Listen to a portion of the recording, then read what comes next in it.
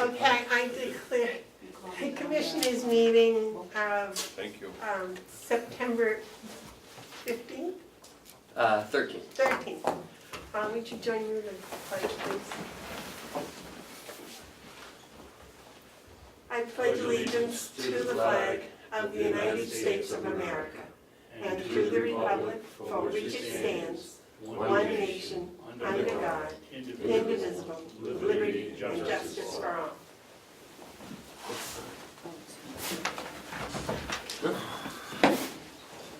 We await a motion to pass the minutes from... I'll make a motion, why don't we wait till you can, we'll move that down the schedule and give everybody a chance to read them.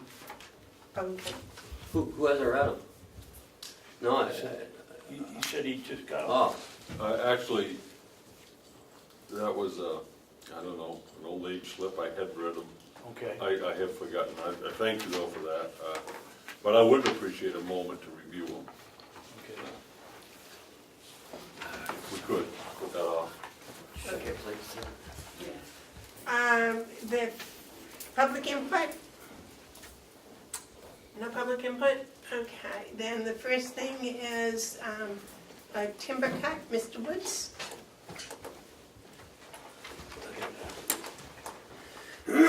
Sit anywhere you're comfortable. Okay. Or stand if you want. Okay, I'll stand, how's that? Yes, I'd like to cross the county property. There's a little piece down here in 28, I have it marked off here on this map. It comes off of 28.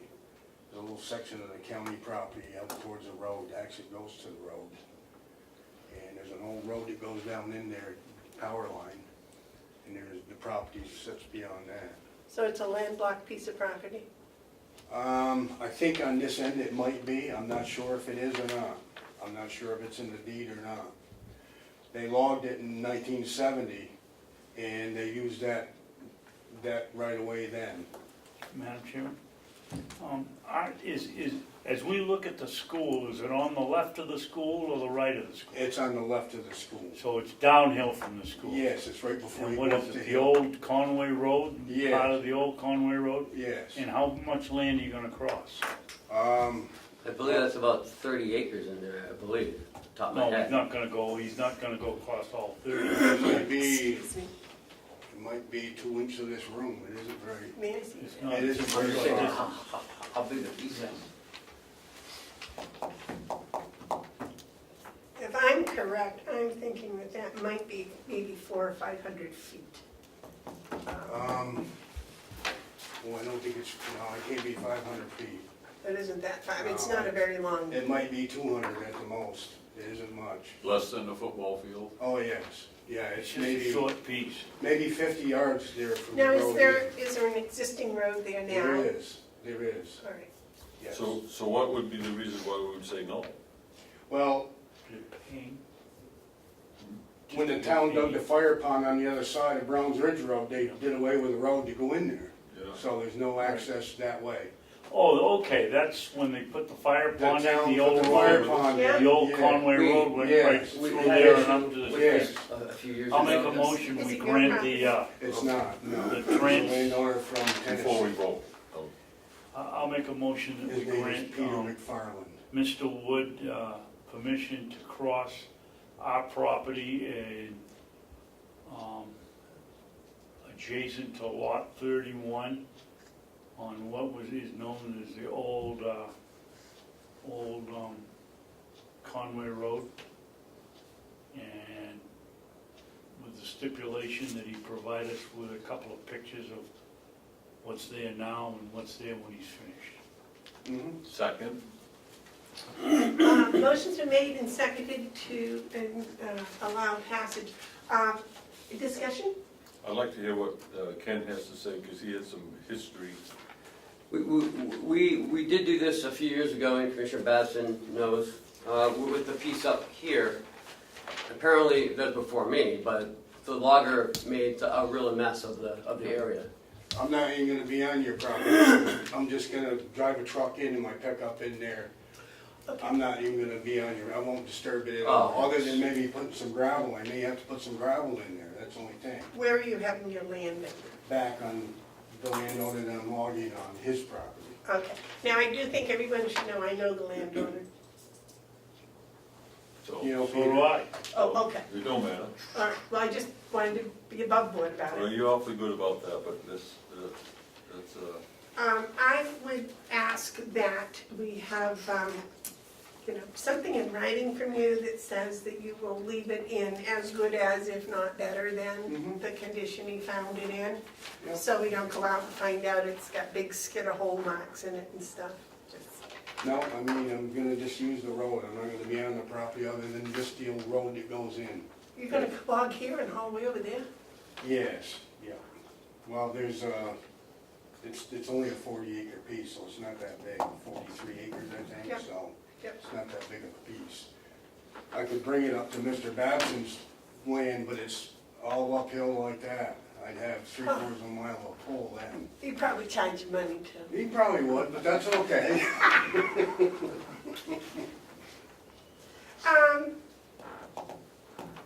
I have no objections. Do you? I don't. Anything else, Ken? The only thing is, like I said, I may have to put a couple loads of gravel in there. Well, that's why if you'll just put in writing, you'll leave it as found or better than Yes, yes. improvements are all Yeah, I right, just right? wanna make sure you The other, understand that. the other important thing, Yeah. go ahead. The other important thing, when we got in trouble up here, he was going across the hayfield and just buried all his equipment and we couldn't use it. Was that This you? is just, this, no, No. this is just a hauling, going over the road now. Right, Right, your big trucks. exactly. well, I have no problem whatsoever with the motion or helping Mr. Woods with this effort, but I would ask for a matter of procedure for this one and future ones is that Ken draft up a memorandum of understanding that reflects the motion, and that you sign it and you sign it so everyone understands what it is. And the part about the before and after pictures, have that in the memorandum of understanding. I think that's good policy, in case something does happen, we have something to go back to. Yep, that's fine. All right. Yep, that's fine. Okay, all those in favor say aye. Aye. Aye, those opposed? Okay, then I'll get you some pictures, and I'll draw it up for you, or All for right. everybody. Yep. Right, just an aside, are they paying anything now for pulpwood? Not a lot, but I pay the same as I always did, so I pay the same money as I did when it Well, was. that's okay market as long was as way it's up. not nothing. Right, Well, if you want to drop a couple of loads of pulpwood off over here by the county, that'd be wonderful. for using the road, I will bring you a couple loads of firewood. Can you use it? Certainly can. Sure, Okay, Oh, that's sure. for using the road? sure, absolutely, thank you. Yeah, I figured one hand washes the other. In Well, log you know- lengths? In log lengths? Yes. in long Wonderful. lines, Yeah. That, sir, thank you very much You're welcome. on behalf of the county. That is nice, and it's not an obligation that you have, that's your one- generosity. I One appreciate hand that. washes the other. I mean, I didn't Yeah. expect to use the road, the right of way for nothing. You know what I mean? I love dealing with Yankees. I would do that with anybody. Good for you. And Thank you very much, sir. You're welcome. I'll drop the MOU and I'll give you a call, Okay. maybe by Friday, is that That's fine. good? That's Okay. fine. When do you intend to start? Soon we get everything straightened out here. Okay, It'll good. probably be the week after next, probably, toward the end of the month. Okay. Yeah. All right, well, and fortuitously, Will just dropped in. Well, this gentleman is going to give us a couple of loads of firewood. Could you make arrangements with him as to where to put it? Oh, sure. Thank Okay. you. Yep. This is Will, he's our farm boss. Okay. Thank you very much. I appreciate Thank it. you. Thank you, Al.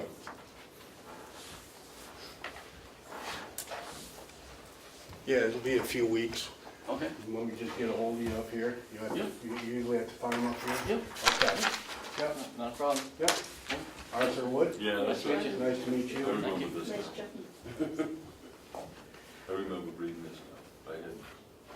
Oh, can we go back to the minutes now? Yeah, I'm set. I'm set. I thank you, though. I'll make a motion that we accept the minutes of September 6th. Second. Any discussion? Okay, all those in favor say aye. Aye. Aye. Excuse me.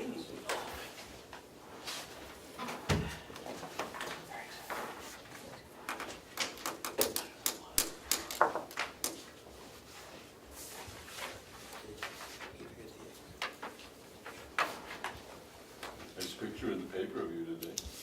You ready? Yeah. It's the same one that was in the Carroll County Independent last week. Your group photo. Oh, Nice article too. Good. Good article. It is. They spelled your name right. But Thompson told me it was important when they write a story about it, just make sure they spell your name right. well, if they spell it wrong, you can always deny it. Okay, next. Well, yeah. So, Will's here because we had issues with the Ford plow truck about a month ago. It ended up, there was a security issue with it and it wouldn't turn on, and we towed it up to, had to tow it up to up here, a business up here, Northern Tire, and it needed to go up to the dealer because it was a dealer-specific item. So went to McDonald. Yeah, yes. What year truck? It's a 2010, I believe. How many miles? Do you know? Like 50-something, right? Just shy of 50, 48 maybe, somewhere in that area, I think. Okay, 50K plus or minus. Yes. Jeez. And now we're having another problem with it. And why don't you go into that? Right, so that first Madam problem, Chairman, Yes. may I ask a question before they start? Sure. Is any of this under warranty? no, None of it. Why? well, it's 8 years It was old. it was a new truck, wasn't it? But didn't you have 100,000 miles on it? Wow. Well, it's Warranty? usually 4 years or 48,000 miles. Oh, okay. Go ahead. Thank you, Willie. So it's past all that, of course. So that was about the first round was about $1,700 repair bill, to include the towing. A few weeks ago, we were driving it. Joe was driving it, hauling hay wagons, and he stopped in the field to wait to switch out a wagon and shut the truck off. And a few minutes later, went to start it, wouldn't start. So we couldn't figure out what was wrong with it. So again, we went to Northern Tire. They said it was the 9th cylinder had a, I'm drawing a blank now, I'm sorry.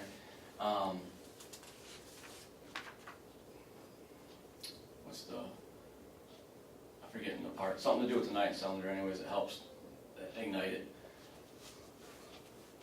Anyways, that went bad, so they shorted out, so they put another one in, ran it, it was fine, he shut it off, turned it back on, they shorted that out, which ultimately means that the ECM, electronic control module, Module.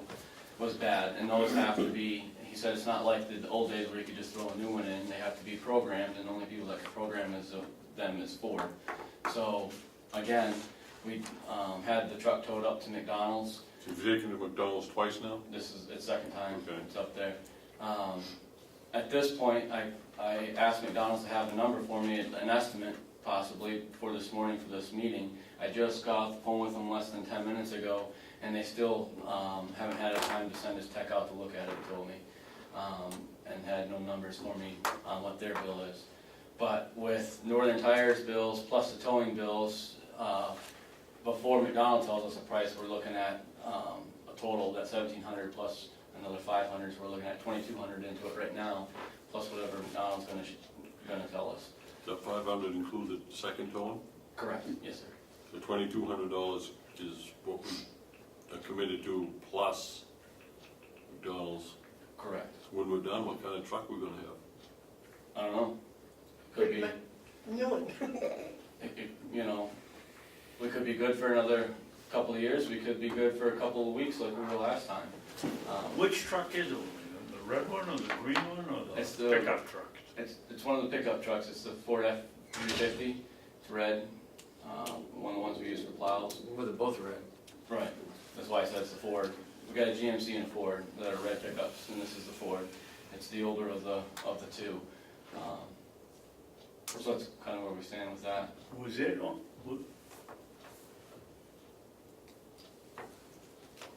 Oh, yes. Well, what are you two gentlemen?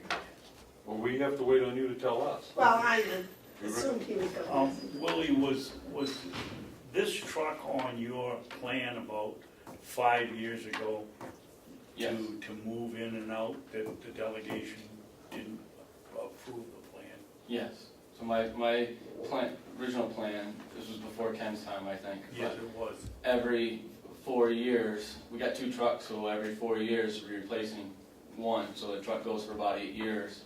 So we have 2 reliable trucks constantly going, was the plan, and we're at that 8-year. I've plowed with the 8 winters now, this would be the 9th winter I've plowed with that truck, if we still have the truck. And so it's right on schedule that, according to my plan, I don't know how that worked out, I guess I got lucky with that, but that I think it would be time, to be start rotating these out, because we need 2 reliable vehicles. I mean, this time of the year, we've gotten away with it, but come December, we can't be having this thing down for 3 weeks, whatever. We have to have 2 vehicles at a bare minimum to keep up with the plowing here. Okay. My question would be to McDonald's. Was the electrical problem with the lockout due with this EMC or whatever you call it? ECM. ECM? ECM. The module does that control all the electrical in the truck? I'm not sure on that, I don't know. Like I said, he hasn't had his tech look at it. He told me this morning that he's got one tech that's very good on these trucks, and he's just been swamped and hasn't been able to get his tech over to look at it to even give us an estimate. What I do know is what Northern Tires is telling me that their techs found. When did you take the truck to McDonald's? They just got it up there at the beginning of the week. Monday. Yes, yeah. Right. No, I'm all set. You're 2,200 now, you're probably gonna break 3,000 on this truck. First question is, do we have that in the budget? And the answer is no. And so the next question is, do we have anything set aside to buy a new vehicle? No. The answer to that is no. Okay, so we're facing a winter with an unreliable truck. I don't care how many times, I'm not gonna think that it's going to be okay just because they're working on it now. It might be, but it might not be. 2 times up, it tells me the truck needs to be replaced. And if it needed to be replaced, it needs to be replaced. We got winter coming. I don't know, I mean, it's kind of a tough one. Ken? We did an internet query of how much something like this might cost. And the ECM is about $1,200, but that's average. I don't know if Ford is more. They said anywhere between 12 to 25. And then there's labor putting in it, and then you got to reprogram everything. So it's going to be a couple grand. I can't believe, well, because it's a Ford, so yes, I guess I can believe that after less than 50,000 miles, we're having this kind of trouble with it. I don't care how old it is. It's only 50,000 miles. David? Well, it isn't as light as yours, because, okay. Mine's a 2001, and I'm not having to put $2 grand into it today. Yes. In seriousness, if this isn't a perfect example of why we need some futuristic planning, Willie put this plan in, I can remember, it was 5-8 years ago. Now, all the vehicles and the delegation, and I might even have been one at the time, turned it down. Here we are trying to keep the the property tax from doing this, and because we won't plan or set aside $2 grand a year in a fund to capital fund to do this kind of thing, it's just crazy. I mean, this is where we should be going as the 3 leaders. We set up a fund, and we're going to put 2,000, put it into the budget, and let the delegation take it out if they want. But don't hold us responsible if it breaks down in the middle of January after we tried to have a program that would prevent it. I agree with the capital fund, but wasn't part of the financial presentation last year, Ken, wasn't there a capital reserve fund in there, in the budget? No, we have a capital improvement plan, but it's not funded. the I plan wasn't was, part of it, so I don't know. yeah, this year, the plan was to utilize some of the savings to possibly fund it from the jail bond being retired But this you year. spent that many times. Yes, yes. But it's like a chessboard, we can move it around, I mean, you know?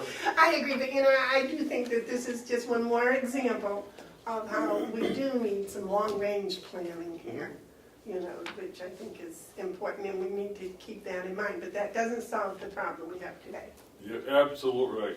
Commissioner Babson is absolutely right. You're absolutely right. It's our duty to at least formulate a plan to present to the delegation in the next budget on capital improvements. And a 5-year plan is the minimum that you would want. Now, whether we get funding or not is a process. But what we're facing now is the result of not planning, and this is called brush fire management. You go to work because there's a fire going, you gotta put the fire out. Instead of planning, if we had the plan, we wouldn't have to have this conversation to figure out how we're gonna come up with probably $5,000 or more by the time we're done to get a truck that isn't worth probably putting money into if it's breaking down like this, but we're left without any real option. I guess what I would say is we have no money to buy a truck, so we need to fix this one. Stay the steady course would be what you've done right. You got it up to McDonald's twice. We're waiting for them to fix it, and they'll probably get it done before winter, I would hope. But I don't see that we have any other option. But it's unfortunate because this is costing us unplanned money. This is, repairing a truck is, I think what I'd like to do at the same time that we do anything is that we do what Commissioner Babson suggested. We put a plan in front of the delegation and let them decide if they want to fund it or not. Well, can we do rental purchases with trucks like they do with the sheriff's cars? Yes. Yes, ma'am. So that was what I was just gonna ask. My plan to present to Ken and commissioners and for this upcoming budget season is we've got a spot in the DPW budget that's called lease/purchase. And this particular truck we're talking about, when I first got here, that's what we did. We leased it for 4 years and then we owned it at the end of the 4 years. Then we leased another piece of equipment, though that first piece of equipment has now been paid off this year. My plan is to put into the budget to lease purchase another vehicle to replace this one. So the problem we have is if this thing doesn't stay reliable for us, is this whole, if everything gets approved, we're looking until the 1st of April before this would all happen, so we'd have to get through another winter. But I want to put in for another truck. We could trade this truck in, I would assume, I haven't looked at it, but it's got 50,000 miles. I would assume we would get some kind of return for it, at least 10 grand or whatever. So if we're looking at a $40,000 truck and we get a return of 10 grand on that one, then we'd only be financing, somewhere in the 30 park. And these are just numbers off the top of my head, don't take those. But that's the example. And so that we start on that process again of doing it. So that's what I'm planning to put in my budget to submit. And where it goes from there will be on all the steps higher than me. But Now, Ken, is there some place that we can find the money and transfer it to fix this truck? Yes. Because that would be my suggestion, would be fix it, get it through till budget season and then work from there. Yes. Mark, you have a Yeah, I'm looking forward to what you have for a proposal and your plan, but I just let you know that I've had a lot of conversations with a lot of people, and I don't support lease purchase plans for government vehicles. You get a better deal in the long run by just purchasing them outright. You lease it, you're paying money for the lease, then you're paying money to purchase it, and if you add all that up, especially the interest part of it, you find that you've spent more money than if you just bought it outright, in the long run. A short run, you don't have a lot of outlay, but in the long run, you pay more. I don't know much about purchasing trucks and cars and leasing them, but is there a way we could get a short-term lease for the winter? On a, Yes. maybe a used truck that Mm. we could afford it, You can lease mine. so that we, Your Jesus. truck won't even hold the plow. You actually should ask them if you would let them use your I'd truck be- and you'll give them $100. I'd be afraid that the US Air Force might use it for a target ship somewhere. And already enough holes in it. Aren't you happy you They have would. my truck to pick on? In, That's good. The government of Haiti would want that truck. in Stratford, we had looked at this, leasing trucks for the winter and then turning them back in the spring. And every year you get good trucks. It is expensive. But we can do it, for a short-term rental. I think 6, 7, 8 months is the shortest you can do it. Well, Yes, I do think that what we're looking at here is going into a winter without money to be properly prepared for a heavy snow winter. So I would suggest that get this truck running the best you can for as least amount of money as you can, but have a fallback position in place so when it breaks down, you're not scrambling trying to get it fixed, but you have something lined up, whether you have it on campus or just someone that you know, somewhere to have another truck, because I got a feeling this thing's gonna break again. And it's just a feeling. do you need a motion to, go ahead and spend the money to fix it? Well, we have to transfer the money and it's gotta go through the delegation, so we'll do it next week and then when they come in. I think the delegation's meeting the 28th, No, 25th. 25th 25th, is what I heard. Oh, what month? this month. September, but I haven't seen anything, so I don't know. I haven't been notified, but I've been hearing in the grapevine and stuff like that. Grapevine communication's difficult. But yeah, we'll have to transfer it in there, and because it's over $1,000, we'll need their okay from the transfer committee. So can we go ahead and okay having it fixed? Oh, I think we have to because it's an emergency. Do you need us to do that? Or do you wanna, do you need a No. motion to approve fixing No, it? no, not until next week. Okay. Because I don't know, maybe it only costs $500, and then we won't need them to do the transfer. I don't know. So let's wait and see how much it costs, and then. But I would ask them if that modular has been the reason for the lockup. They might have solved the whole problem 2 weeks ago. Well, I think you did the right thing, Will, you're doing the right thing, get the truck fixed and we'll have to deal with it. How's it hanging? The hay's good. It's pretty much all done for the season, and we're just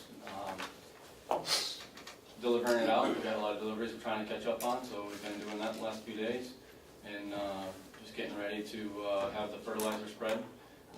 They're supposed to be dropping off equipment today and starting tomorrow, hopefully. Good. And so we'll be getting that ready to go for next year. Are you gonna get back on the wood? Yes. Yep. And they're wrapping as we're speaking, and then we're going to be running the process hopefully this afternoon. How many bales did you get total?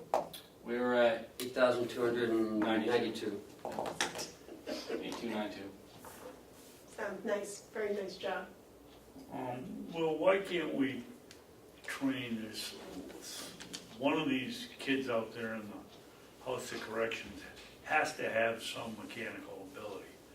And why can't we train one of them to run the processes so we don't have only you and Mark to do it, and one of you're out doing what you want, and Mark's sick, and we don't have anybody to cut the wood, and that's the holdup. Is it Jason's prerogative that we're not training somebody? I think the first problem that you have with that I've discovered in the past is our insurance and the dangers of having an inmate run that. They didn't allow it. They won't allow them to do chainsaws, anything that's dangerous that they could cut themselves on. In the past, when I looked into it, that was the problem. So that was the first problem. The second problem, the more operators that you put on there, because I've experienced this where I worked before, the more breakdowns and more problems you're going to have. If you only have, like 2 guys on there, they know the machine really well. When it's breaking, something's going wrong, it doesn't look right. Versus others, if you're rushing them through, you have a lot more breakdowns. But I think the first problem is the insurance portion of it. That would be my quick answer to. Is that right, the Ken? question. No. No. Would you like to elaborate on that?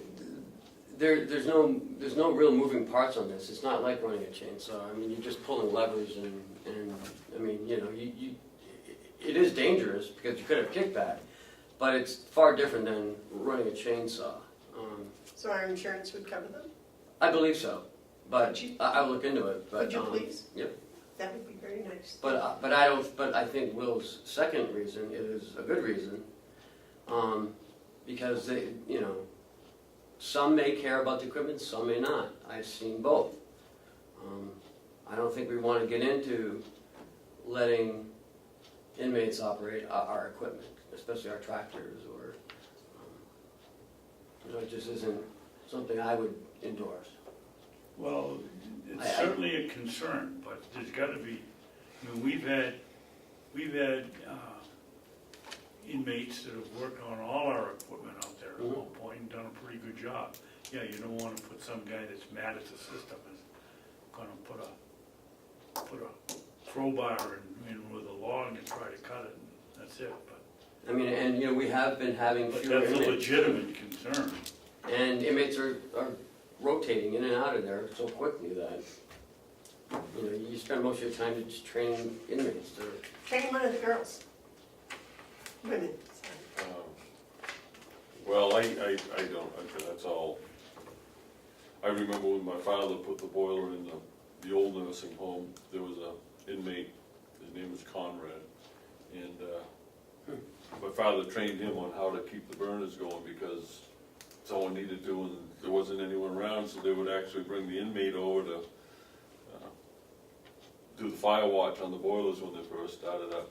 I think if you look throughout history, there's been inmates involved with equipment operation of some sort. So I think there may be some sort of thing we can do in that, but my question is, when our inmates are working, are they covered with workers' comp insurance? See, I'd like to check in to see if that's even legal. I think in New Hampshire, if you're working, you gotta have workers' comp, and if you've got people on equipment, or even riding on the back of a hay truck, if they fall, We pay for all of their medical. well, I know we pay for all of the medical, but if someone falls off the back of a truck and breaks their back and never can work again, there's more than medical. You got someone who's laid up for the rest of their life, and workers' comp policies are designed to take care of that. So I think I'd like to have us look into is there a legal obligation for us to provide workers' comp for people who are working for the county, whether if they're inmates. I'd like to have that answer. The other thing is, when you deliver hay, who goes on the ride to deliver hay? One staff member and 2 inmates. All right, so there you go again. All right, I'd like to have some further explanation at some other day, not today, on that whole operation of inmates working, going off-site, going onto someone's property. You know, if we're delivering hay, then it's usually on someone's property. Liability. Well, liability, but also, you know, there might be some nervousness by some of these people receiving the hay. I don't know how to quite say it, but I think we need to look into that. I'll get back to you more with my thoughts. I do believe because they volunteer to do this, they're not forced to go out. I think they fall under some volunteer law or. Well, they maybe do, but they also usually, if they're in jail, they got a lawyer, so you gotta be careful. Yep. About volunteerism and all that good Samaritan stuff. The other thing, and I was just gonna put it out there, this is not a reflection on any current inmate. But if I had a hay barn, and I had a nice house where that hay barn was, and in that house I had some nice stuff, I'd be a little bit nervous about an inmate coming and perhaps casing the joint. Yeah. Just a concern. I'm gonna be doing some more thinking on this. workers' comp, I'd like to find Okay. out some answers. Yeah. Okay, Will, do you have anything else for us? No, ma'am. Do you have to do anything to put the blueberries to bed for the winter? No, we need to get down there when we get time, and I'd like to mow the lawn down there again. But other than that, they're pretty much good to go. Okay. All right, well, thank you. You do, so you had no more second cut, right? You're done. No, we got everything we could get. Nice.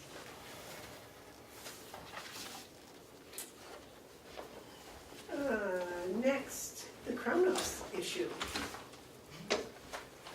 Guys, come on up. Issues. Issues. Oh my, we got the whole gang. Oh, Let's do wow. some issues. Well, we've been doing a lot of work and a lot of investigation. And we have some experts too.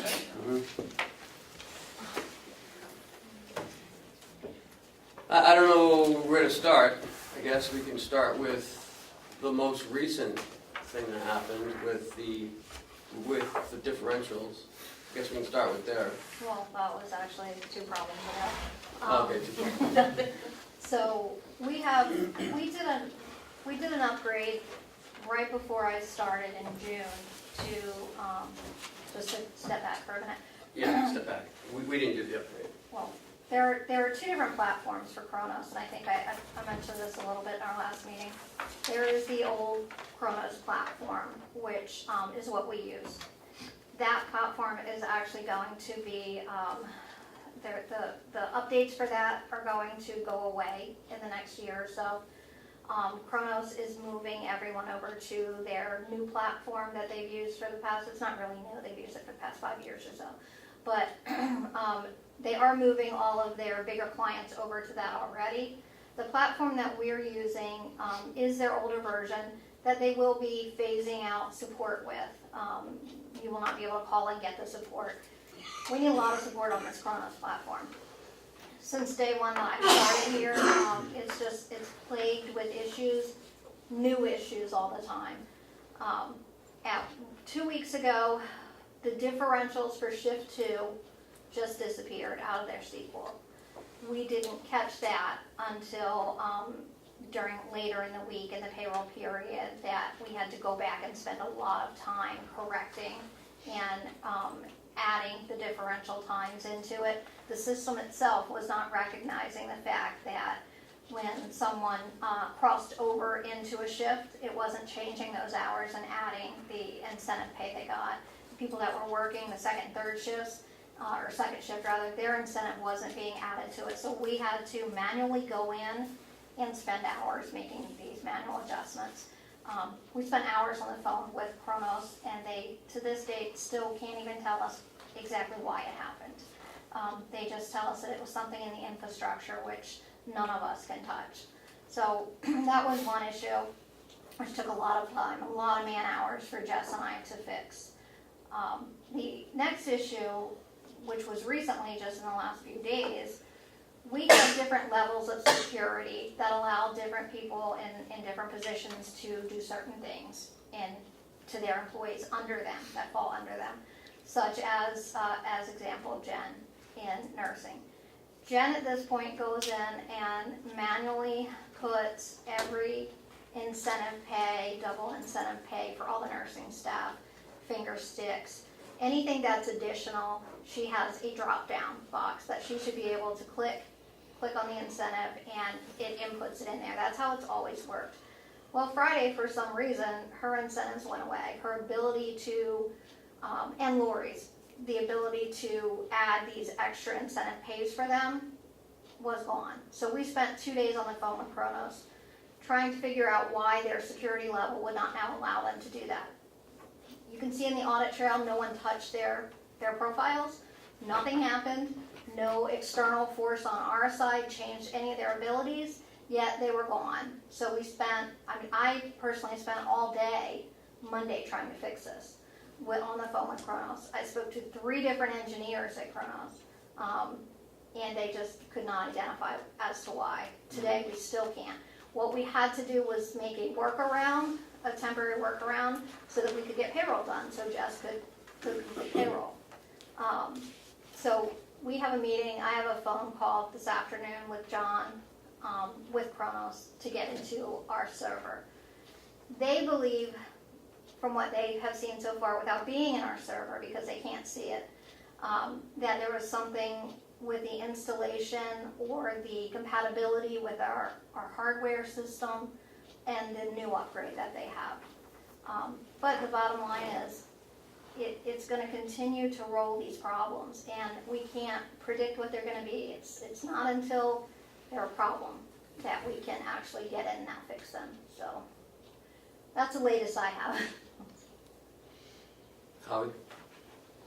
You know, Kronos historically, if we go back, I think it's been probably just about 10 years, I think the county has had it. And it's been a mixed bag of user issues and questions, but underneath it all has been some fundamental software hardware issues, where it's just on this particular kind of platform, it's not dependable. And what's frustrating and where it affects people is, you know, the biggest contact sometimes that an employer has with their staff ends up being that paycheck.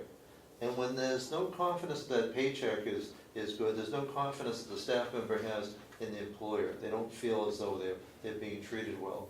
And no matter what we all do, no matter what Catherine and Jessica and Terry do, there ends up being problems that create either delays or confusion with paychecks. So it actually creates a morale problem. This isn't just a technical problem, it's a morale problem that we really need to address head on, I think. Kath, do you have anything to add to any of that? Not much. They pretty much covered it. It's a problem when we can't see what's coming as a problem until it actually affects people, and then we're left trying to catch up and fix it, and it's frustrating. Jess? Everybody. And that just makes the process longer for everybody. It's a lot of man hours on everybody's part, as Terry mentioned, and the employees don't realize that because they're not doing our job every day, but it's extremely cumbersome and not time efficient and effective overall. And the bottom line for them, like Howie just said, is they just have, you know, a lowering confidence in what's going on over here. What does Kronos have to say about this? We paid them a lot of money. We did. Kronos has two platforms, as I said. I think their party line is always going to be both platforms are good because they're as a business, that's what they have to say. They want to keep you as a customer. But they have not been able to fix our problems, and I have in writing from them, you know, the tickets we open, and a huge number of tickets. Every time we have a problem, we call support, they open a ticket, and they respond back to you after the support call of what the resolution was, and I have many that just is not a resolution. Right now I have 3 open tickets that we still cannot get a resolution to, and it goes through the different levels of their resolution departments. We're now at the infrastructure level, which is pretty deep in the system. Today when we have the phone call, I'm hoping to, you know, glean a little bit more and see if they can pinpoint what has happened, but it's, for lack of a better words, it just seems to be, you know, falling apart around us. And as I had said before, I've worked with the other version, the newer version of Kronos that is not this platform single server hardware version that we have. Never had these issues. Never. I can tell you in 5 years of working with the other platform, I had 1 service call.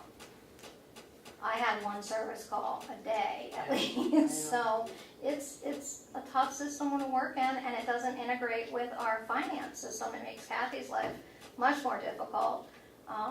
It does not play well with our system. It does not play well with our server for whatever the reason. I don't know if it's the age of the server, which we don't want to have to get into buying another server for Kronos system. I mean, that's an awful expense to have to do to make a bad system work. David, you had a comment? Yes, for the last 4.5 years, I've been signing checks for Kronos support. if they in fact are acknowledging that the problem is theirs, I would think we'd think seriously about back charging Kronos for the time we spend to try to help them correct their error, that if they acknowledge it is theirs. It's just crazy. I mean, we just, you know, I was here the day they bought the program as a member of the public, and I won't even go into that. But since that day, it was supposed to save us all money because it would keep track of who was taking too many sick days, who wasn't using their sick days, who was getting paid for vacation that they didn't deserve. I mean, the sales pitch went on, and all it's done is not save us money, but cost us money. And part of it is our own fault because we had, I think, some employees that didn't want to bend and use the system. But now, if we've gotten everything straightened out, or supposedly, and we can't get it to work, and it's their responsibility, then I would think about back charging Kronos or tell them to come get their equipment and get it out. Kronos is a very good, the Kronos platform, now I'm speaking of only the platform that we currently have, not of the other platform, because the other platform is seamless. The Kronos platform that we're using is very intimidating. So the people that were here before that may have set it up or may have been, you know, transferred into a position to oversee that job, it's very intimidating if you are not used to systems, working in systems like that. So, you know, I can certainly look at it and say, from their point of view, there's a lot, and the exposure to making mistakes when we have to transfer from one system to a second system like we do now, the chance for human error is high. It just is. It doesn't speak back and forth to each other. So you have two systems that are not compatible. We have a hardware system that doesn't seem to be liking the new software upgrade that it did, which is understandable if it's an older system. And you've got two systems that don't speak bi-directional to each other. They only speak one way when we do payroll. So You see, none of this is understandable to me. Because, I mean, I've been with computers since they started. And this whole non-compatibility, in my opinion, is crap. Kronos came in here, they knew what we had. They said they would take care of it, and I don't think they have for 12 years now. sounds like it's Is that wrong? Oh, and that's, Has it been 12 years? About 10 years. 10 years?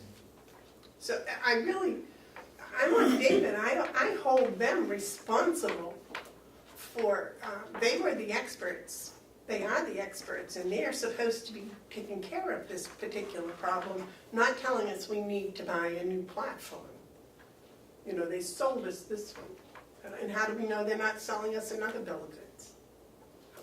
As an example of the service that we received this week, the issue that we had Monday with Jen was a pretty critical issue because of time-wise, we have to get information to Jess to get payroll started.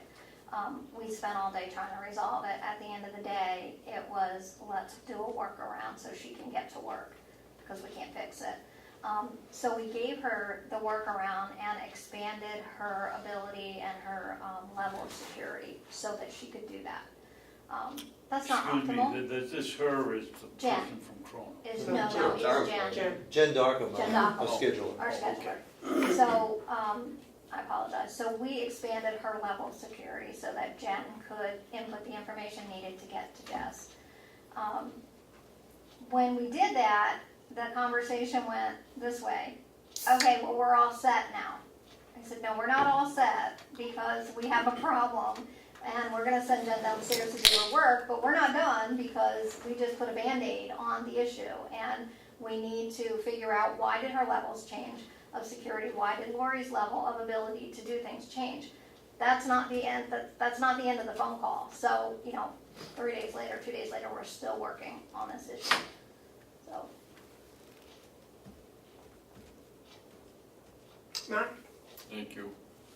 Okay, so I'm looking at this as though what you told me was what I would know if I looked at it. So based on everything that you've said and everything I've heard today and previously, I have 3 points I want to make. First one is a question, actually, then it leads into a point. Do we make periodic payments to Kronos now? That we have an annual contract for the software and maintenance. Are they looking to get any money from us anytime soon? I don't think, I would have to look and see when we paid them last. If we are, I'd like to have those, myself, I'd like to have those checks identified, because I will not sign any further payment to them. Yeah, I think it's early in the year, so I think Okay. it's. But if Kronos comes up, I would ask that you just kind of set that aside, at least. I mean, That's I not a won't problem. sign, I won't pay them. I have no problem with that.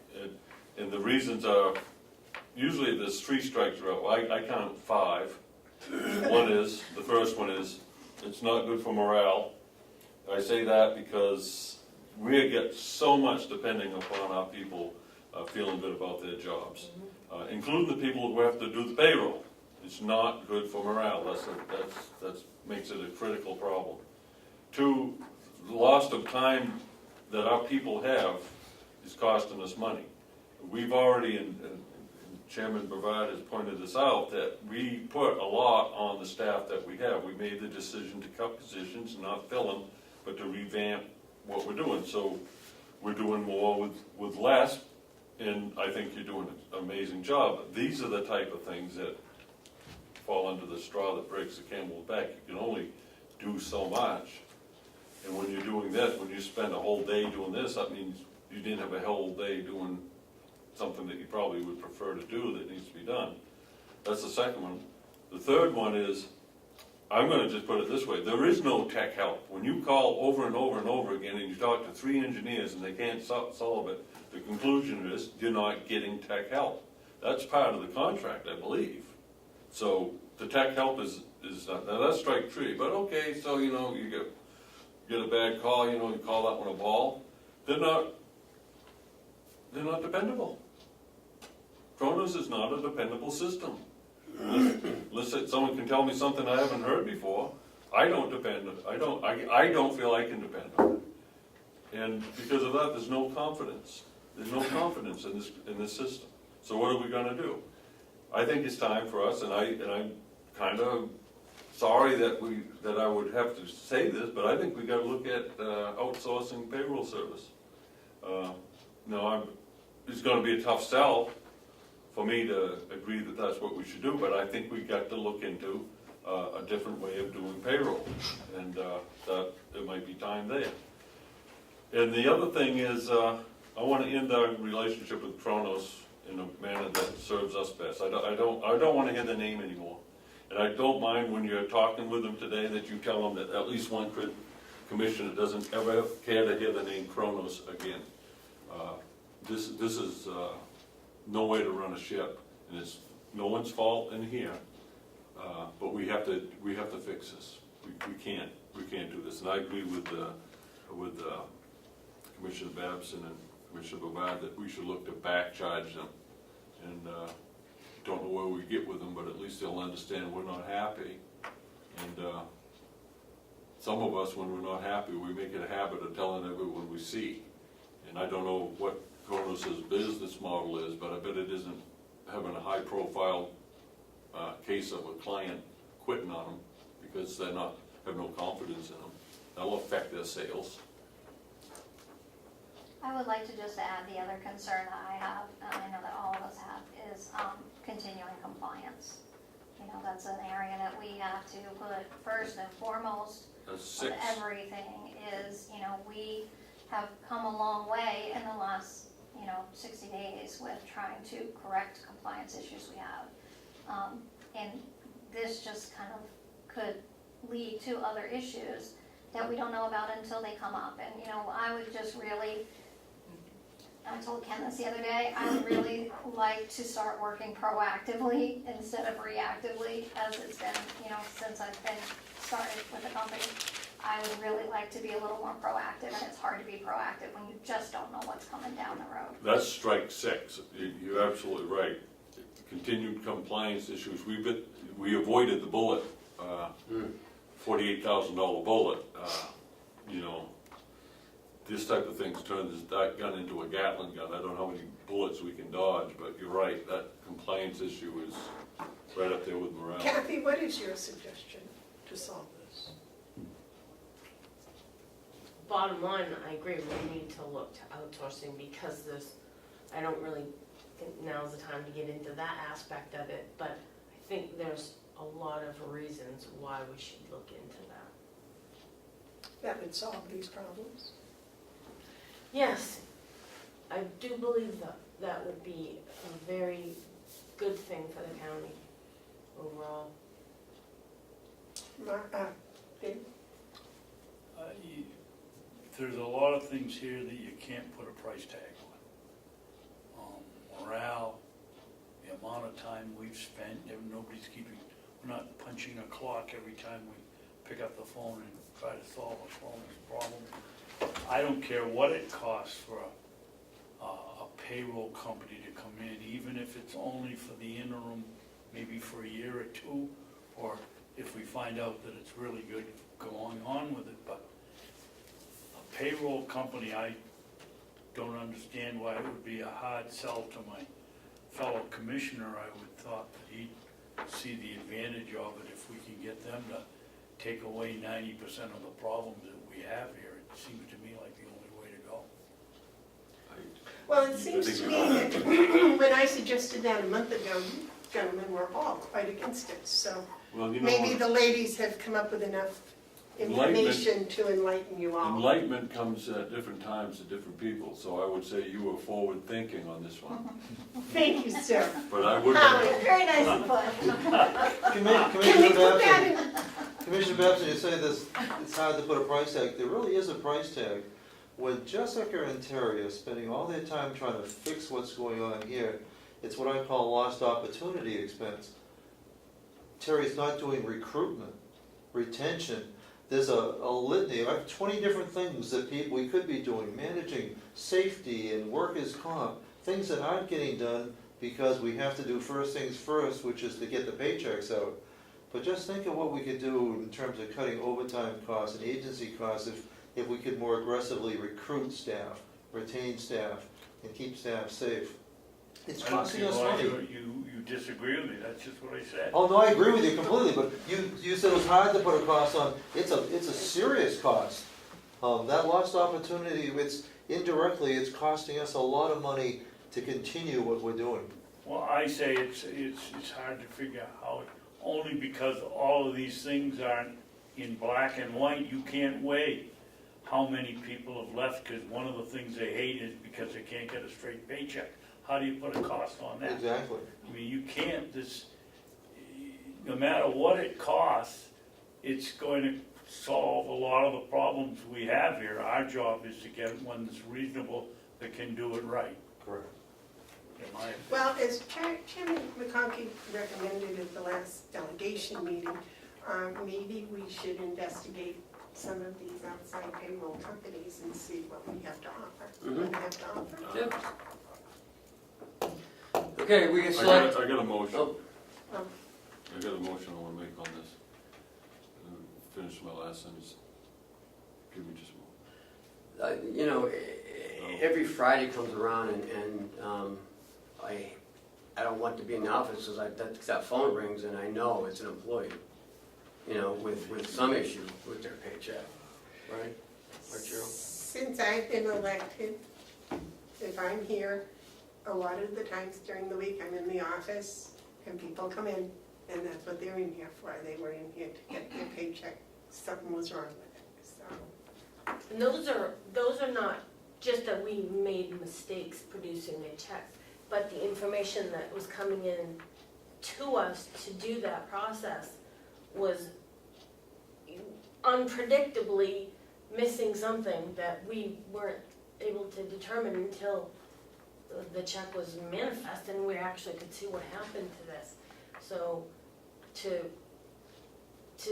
feel that we're not doing what we're supposed to be doing, I think the employees understand that we do have issues with this Chronos system.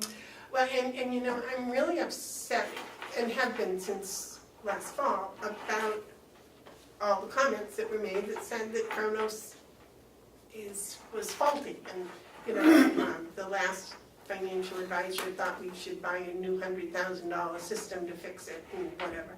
But as I said, I know enough about computers. You shouldn't keep making this, and sometimes they're the same mistakes and sometimes they're different mistakes, and every time you touch it, it seems like something else in the program gets screwed up. And that is just irresponsibility on the part of Kronos.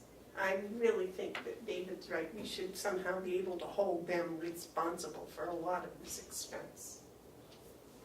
Yes, Mark? I do have a motion. I'd like to make a motion that we direct the county administrator to develop a recommendation to move to utilizing a private payroll service for the county. And further, that this recommendation be with a proprietary firm with at least a 5-year history of providing this service to the public.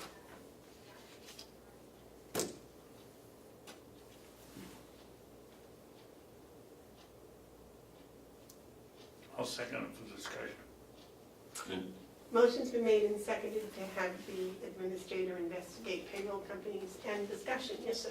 now, well, I'd like to speak to my motion if I could. The reason I added that the recommendation be a proprietary, with a proprietary firm is that this is an example, if you put it out to bid and you use the standards by which we use, it may not be to the best advantage. I think if we are able to, if Mr. Robish is able to research the companies, he'll be able to determine who's qualified, and I bet you'll find that that's not necessarily very many. There's a lot of firms that do payroll services. I wouldn't want to award it to someone who happens just to be a low price and doesn't have the history and the services levels that we want. So I think it might take some time to do all this, but I think in the long run, we're looking at a recommendation. It's not so much a formal bid process, but I would, in effect, what I'm saying is we will deviate from the bid process on something like this. And that also, and the reason for that is I am nervous about privatizing government services. And I think we need to be careful that we just don't open the door to any Tom, Dick, and I just open a payroll service company. You know, I want to have a good firm in here. I seconded the motion, but I'm gonna vote against it, because I think we've made it very clear here today that one of the things we ought to be doing in the next 60 days is investigating a payroll company and what they can do. I don't think it's necessary to have a motion. I think Mark had made it very clear. We don't want to get some Johnny come lately and give that bid out in error. But I think we have one company coming here in a couple of weeks to discuss it. I'm going to make sure I'm here to listen to it, because I opposed a pay company to begin with, but I do too. seeing the light, Me too. I want to find out what it's all about, and I just don't think, Mark, we need a motion. Well, maybe we don't need a motion. A motion like this, I usually put it out there for some sort of cover for him, because if anyone comes from why you're doing that, he can say, well, because the commissioners directed me to. But if we don't need a motion to do that, if that's not, I don't want to vote for this and not have it be a unanimous vote. So I would withdraw my motion as long as you understand that that's what I'd like to see. I'll withdraw my second, the same thing, that the three of us and the group here have heard the discussion. Anybody watching the film will hear the discussion. If they can't figure out from the discussion that it's an important issue with us, I think we're losing the battle. I think that we should, at least we should let Ken take the whole pile out there and look at it and present 3 or 4 of them come in and do their presentations to us. I don't think it should be just one company. I don't go with this one company thing. I think Well, we should I'm have not- 3 or 4 come in and do their presentations and see, you know, the differences between them, yes. I'm not talking one company, I'm talking about when we get down to the point that we want to make a decision, that we do it apart from the competitive bid process. I don't think this falls into the category where you want to have, where it serves us to have a competitive bid process. That was my whole point. I'm not looking forward to sitting down knowing that we want one company, but we may not get them because someone put in a bid that was responsible. I But have no objection to Ken eliminating them out so that he presents what he thinks are the best We're 3 or going, 4 or whatever, and then we can look at those. we're going to have a company that's going to be interacting intimately with our staff on payroll issues, especially at the beginning. And I don't want that relationship to be one that is forced because of a low price in this instance. So I'm, you know, I won't support hiring just any payroll service. I don't want to go backwards with this thing. The other thing is, I hope that when you do talk with Kronos today, whether it's a technician, I don't care if it's a janitor, tell them, you know, sorry boys, you're out. See what you can do to save what you got left of this relationship. Or any way you want to, you do, I'm not telling you how to do your job, but feel free to convey to them that. You may not have liked some of the things I've already said. I may. Yeah, Madam Chairman, I don't understand your line of thinking sometimes.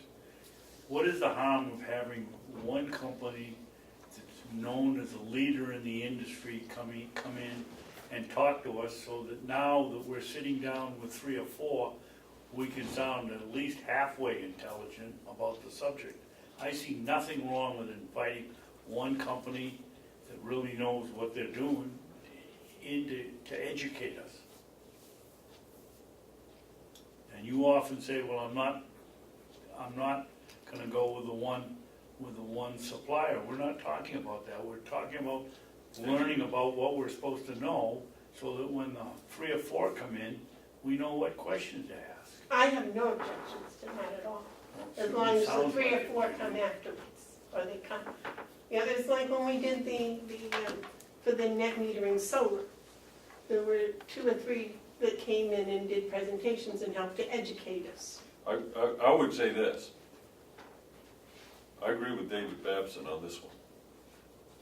And I think that we need to do our work and make our decisions, our recommendations based on what's best for the county, not what fits into a policy that we think is the best for the county. In this instance, we gotta have enough flexibility to do what's right.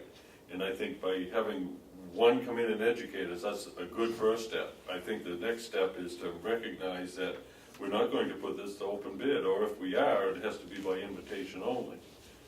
I don't want to have someone who just started a payroll service to come in here and say that they can save us. They can say anything. People can come in and say anything.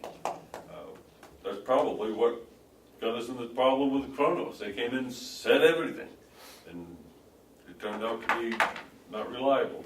Well, that's So I do not want to give the impression that we're going to go with anyone except the one that we believe is the best one. I don't know who that is.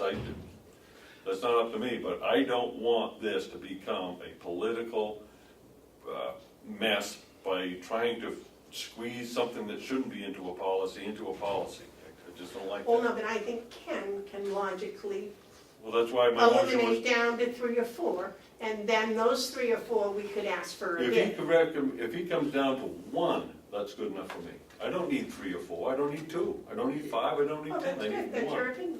Well, I know. It's hard to get four payroll vendors to come in and do presentations for hours and hours, and I mean, we don't have a lot of time here, so we gotta get moving, because the last thing I want is another DOL complaint, because next time, there's not gonna be $600, it's gonna be a lot more. Right.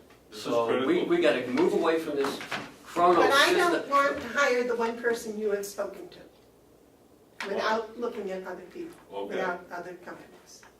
I just don't think This that's is our right. second person we've looked at, so it's not our only one.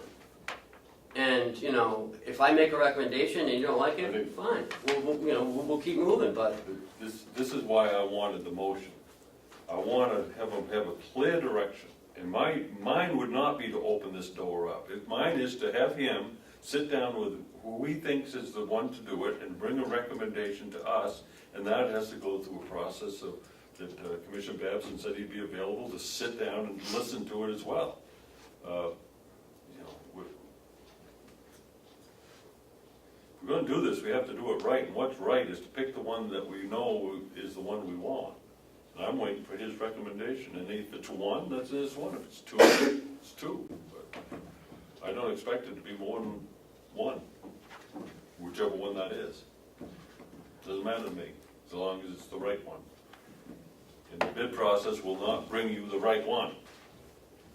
Bring it a little better. It'll bring the low bidder. And anyone can be low. I'm not looking for low bid. I'm looking to get the job done right. We could be in more of a problem. We get someone that's a low bid, they come in here, they're the payroll service, and then, I'm not talking about a little bit.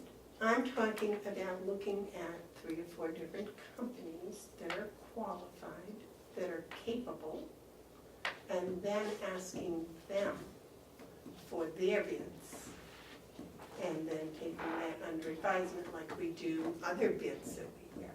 I don't believe we'd have that sort of time or luxury on this one. I don't disagree with you on most every one of the, on that process, except this one. I gotta let them go, because they gotta They gotta get payroll it's a out. payroll week and we gotta get going, so. We gotta go work for We can payroll. continue this, but I gotta release them, Yeah. so thank you guys.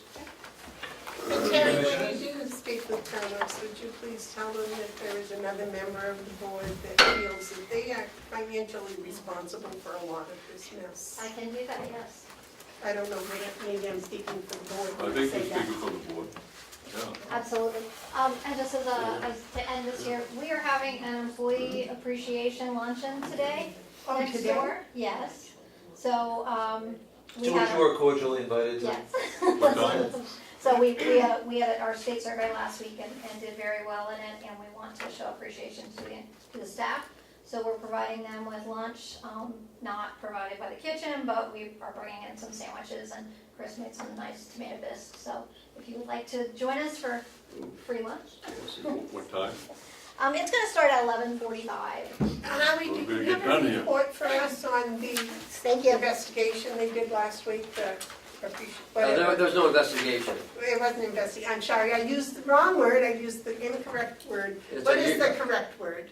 Talk about the survey? Yes. The state survey, we did very well. We got 100%, in terms of no deficiencies on life safety. Life safety isn't just the building, it's also all the policies and procedures that go into emergency procedures and everything else.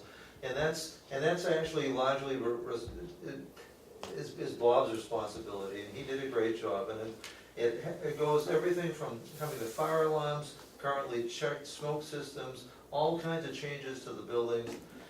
Just so you know, the rules for nursing homes keep changing, and they're changing in a major way. They're gonna see another major change in November, but we also had changes from last October. So we're all been scrambling around to adjust all these changes. Life safety, no problem.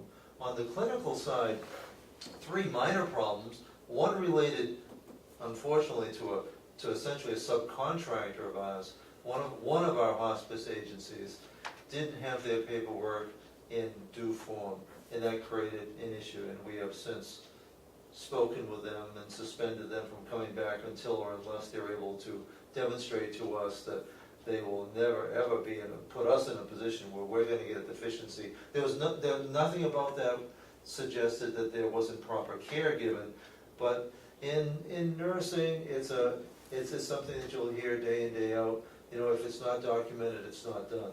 All the care had been given. They had taken their notes back to Laconia. They were going to fax them to us for us to put into the chart, and it didn't happen. That's a major issue with the state. Let's see, that was probably the most significant one. We had one one tag, and deficiencies are called tag, low level, low intensity, no harm to a resident. One staff member was observed not to have washed her hands. This is another part, infection control. Now granted, it was minor, but the inspector is there, the surveyor is there, they have to comment on what they actually see. But all changes have been made, the kitchen did great, we actually did very well. It's frustrating not to be 100%, but we're not giving up hopes for that. That's for next year. But it is well worth thanking the staff for. As I explained to supervisors this morning, there's only one industry that gets inspected more rigidly than nursing home. It's not hospitals. Surprisingly, hospitals get off pretty much scot-free. They're self-inspected. It's the nuclear industry. Nursing homes, we have more regulations, and they're changing more often than anything else other than the nuclear power industry. So you have good reason to be proud of all the departments. The inspectors, 201, said if they ever needed a nursing home, this is where they would want to come. And they kept raving about the food and the cleanliness. They've never seen such a clean place, and they love the food. Which, if you get a chance, you get a taste of Chris's tomato bisque, fresh tomatoes from the greenhouse. From the greenhouse. Boy, Well, it thank was you. good. Thank you and congratulations, Well, thank you, on but- such a nice job. But I take that on behalf of largely nursing, 80%, Lori and her staff, responsible for 80%, but Bob on life safety, but each of the other departments, all stepped up to make it work. Housekeeping does a tremendous job. They certainly do. Yes. Also, I don't know if I mentioned it or not about the farm that came to visit, the animals that came to visit. Yes, I was there for that, and that was a wonderful experience watching the patients talk to the animals and interact with the animals, and that was just very, very rewarding for me to be a participant and watch that. Susan LeClaire is our director of recreation and arranges for that once a year, but it goes over. It went over really well. Yeah. Well, Ruth Scruton in a traveling barnyard, is that what it's called, I think? What a menagerie she brings with her. Yeah. Who was it, Lucy Scruton? Yes, and she brought the traveling barnyard, and she had a, Why don't you think about opening a nursing home? You wouldn't have to bring your animals up here. I was thinking about, I might bring my little piggy to visit sometime when she's on the leash. Why not? Yes.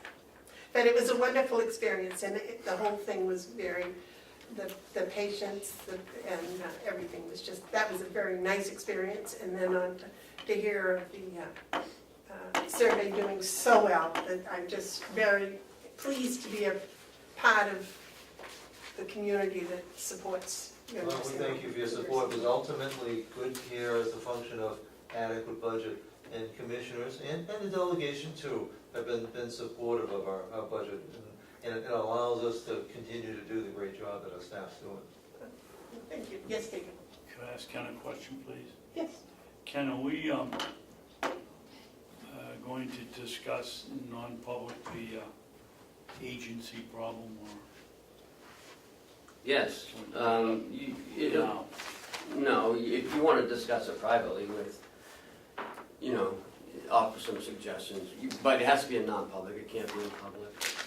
But I can tell Howie that I am concerned with Yes. the Oh, sure. amount of size of the checks that we've been signing for agency and temporary nurses.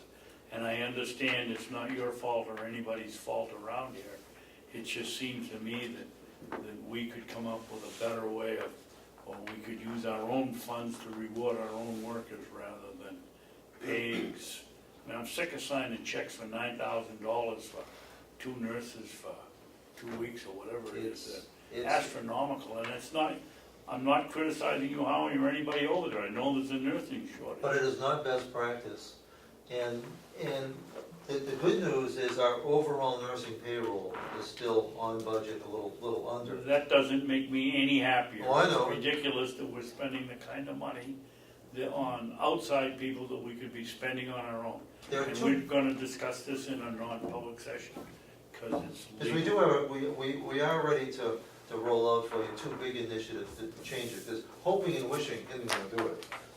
So we have two big strategies and maybe a third one, that we could be discussing later today to give some hope. At least if we adopt, you know, one or all three, we have to start turning this around.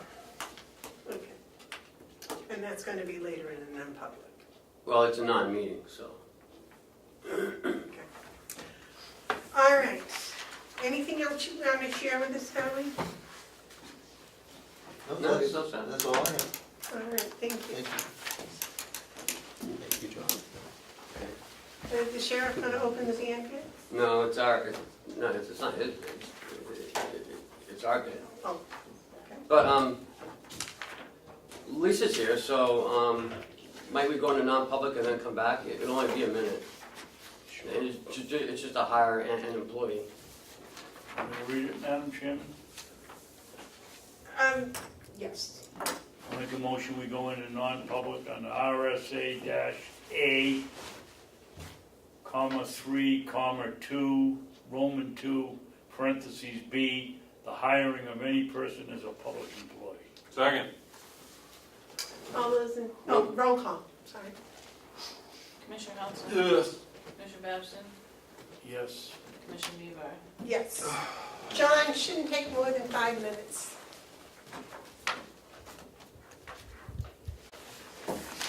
Okay.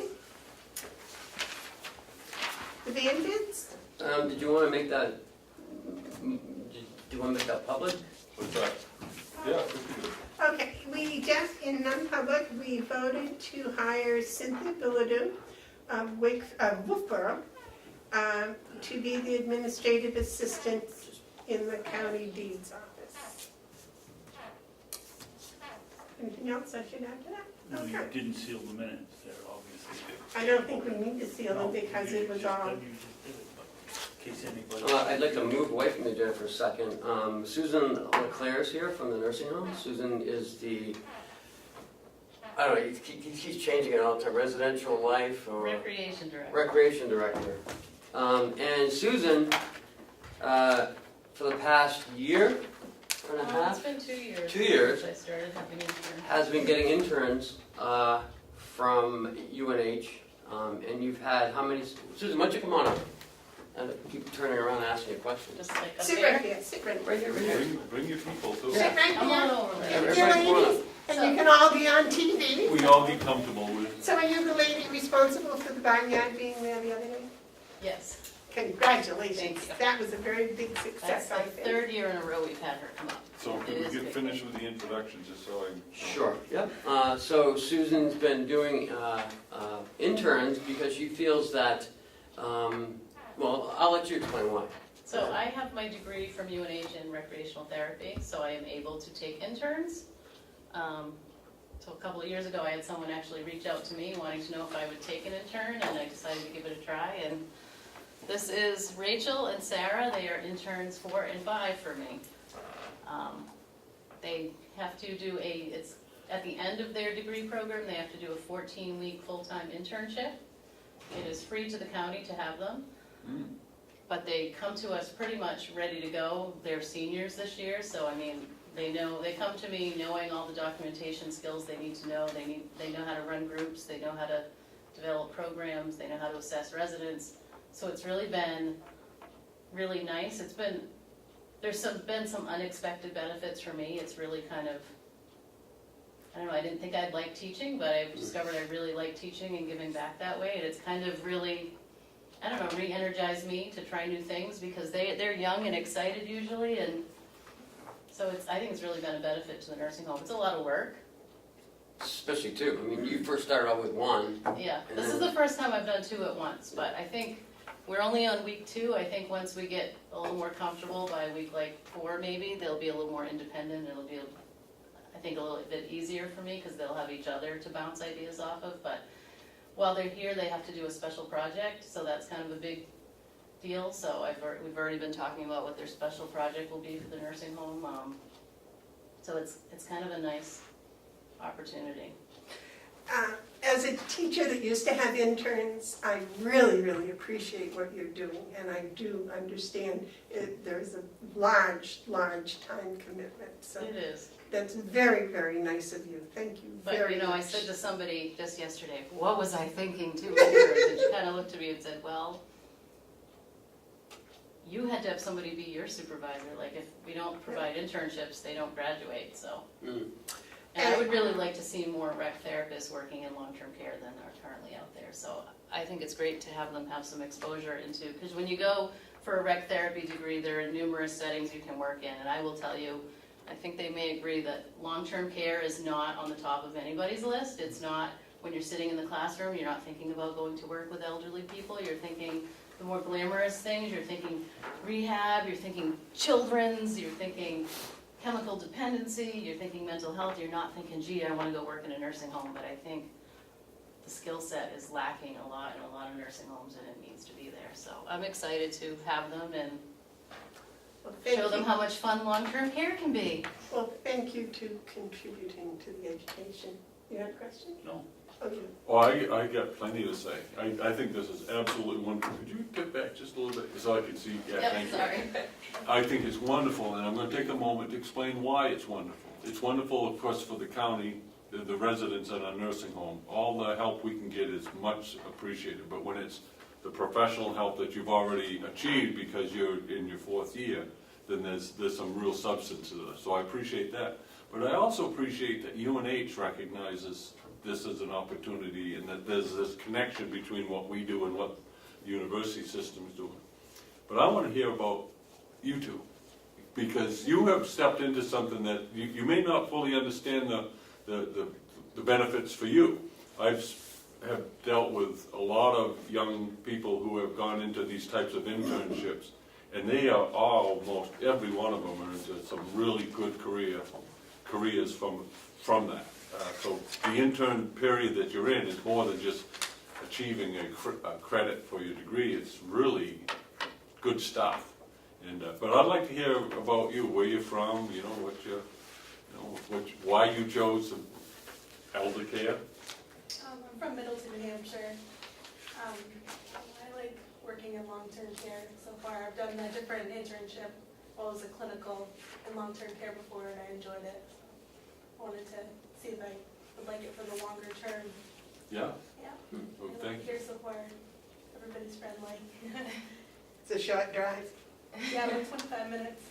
Not too bad. I'm from Meredith, New Hampshire, so a little bit farther of a drive. I want to work with veterans, but I do enjoy long-term care a lot. I like the how easy it is to be able to walk up to people and start conversations. It's a little bit harder in some other areas of the job, but I just like how easy it is to work with the people. Not necessarily easy, but it's a lot more rewarding because they're able to give you their feedback a lot of the time. So I like it a lot. I think if I want to, I will stay in this area of the field. I think it's wonderful, and thank you for coming in. Thank you. Okay.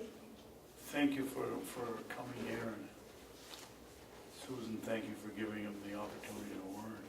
Are there real job opportunities in recreational therapy? I mean, we know there's a shortage of nurses. Are there a shortage of recreational? Not as many as nursing by far. I will tell you lately, I've seen more job postings in the past year or so than I've seen in a long time. So I think there's been a lot of turnover, people retiring, things like that. But I think it's the kind of job that once you have a job, you tend to stay for a while, like a long time. But I see more opportunities in long-term care than I see in some of the other settings. Are the opportunities increasing, Susan, because of people retiring, or because people becoming more aware that it's a necessary part of aging? I think it's more just, I think I've noticed, I think a lot of recreation directors seem to move around facility to fill, and that's when the job openings happen. Well, and our population is getting older. It is. especially in the county. Well, that's right, the population is going to more than double in elder care in the next 15 years in this county. So that means there's gonna be a lot of work for a lot of people. And I think it's really good to look at recreation for elders as almost an emerging thing. I think, you know, a lot of people think when you're old, you just kind of sit down and let it happen. But from what I can only surmise, you are busy about keeping people busy. Not at Mountain View, we don't. Yeah, so Susan doesn't stop over there. She Yeah, well, no, I mean, keeping residents busy. Yeah. You keep, and that adds to the quality of life. So I, just in the business sense, I think it makes sense because it's an emergent need. And I think I just think what Susan does is incredible. And, you know, you were exposed to the barnyard the other day, and that's something you may not have found at other internships you've done. Actually, I'd like to share with you what these two ladies did on their very first day. Not only did the state survey team walk in, so they got that whole piece of the learning, but we had an activity that afternoon. We did fair games, and residents requested that we have a pie in the face game, and these two ladies on their very first day allowed residents to throw whipped cream pies in their face. They proved to me right on day one that they are good sports, and ready for any challenge. Good for you.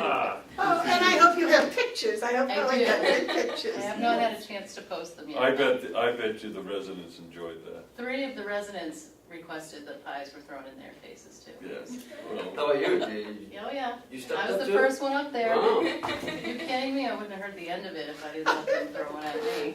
that's funny. That's funny. Most of my whole department did it. There was a couple that just were like, Yeah. no, please don't make me do that. Well, good. But I think there were 9 of us that had whipped cream pies thrown at us. I think you ladies have chosen a perfect place to do your internship. I think you'll gain a lot of experience and knowledge that you'll take with you for the rest of your careers. Now, does this go through your semester? Yep. Just until December? Yeah. Do you have other course studies that you have to do? This is This it? counts as the full semester. And then do you go back in the spring? And then you graduate in June or May? Yep. Oh, wonderful. Good for you. Good for you. That's a lot of work to get to where you're at. Congratulations. I bet you a lot of people are proud of you. His son just started it. Oh, yeah, but I watch kids all the way through, and I see them when they get to certain stages. I can see it in you. You should have a lot of satisfaction that you're in your 4th year even, because it was tough, right? Yeah. Yeah. Definitely. Good for you. And I just thought it was important that you meet them. Yeah. To know what, you know, Susan's doing over there. Oh, absolutely, absolutely. You know, we hear about trucks breaking down and payroll's not working.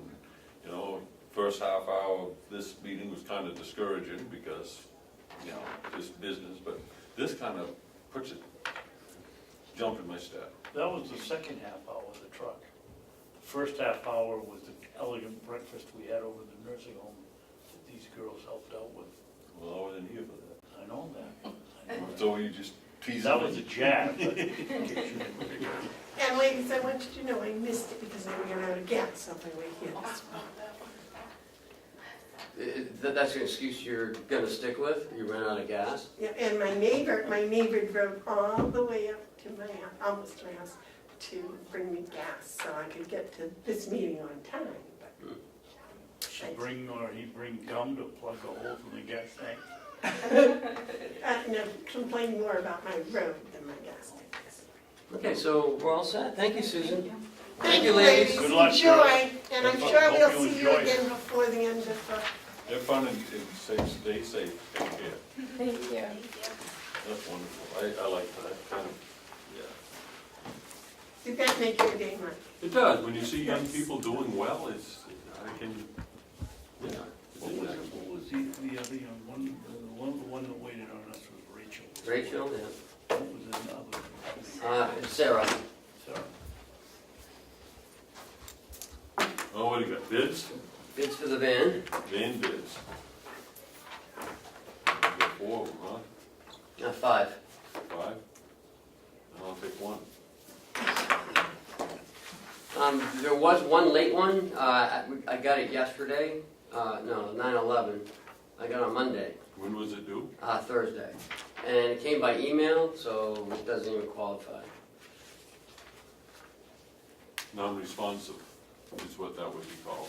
Non-responsive. I have one I'm going to non-responsive. do two. You guys All right. decide on who's going to do the second one. That's the winner right there. He bids on everything. God, and more.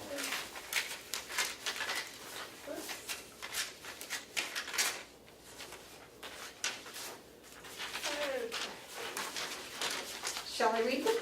Read it? I'm The not first, the first one for the 2004 Ford van was $887 from Peter Bill of Enfield, New Hampshire. How much? $887. I have a bid here from Mark J. of Brownfield, Maine. He is bidding $451. I have one from the Kevin, I think it's Gray, I'm pretty sure it is, from Loudon, New Hampshire, for $371. I have another one here from J. Murphy of Danville, New Hampshire. From where? Danville? Danville? Danville, New Hampshire, for $400. You have the last one, David? And what did I tell you before I started? You had the winning bid?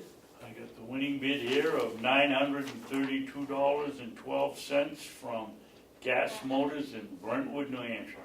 Boy, they did it all over there. Well, you wanna make your motion? So I take it there was before.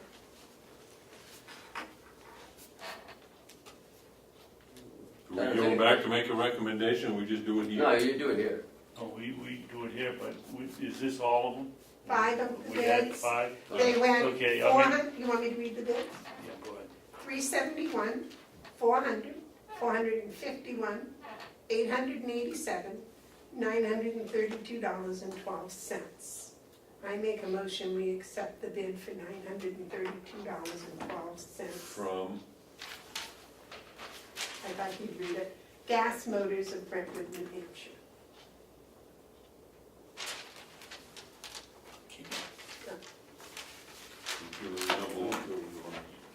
I need to put a record, actually. I'll second that. Okay. Any discussion? Does he get 10% for being? The winner?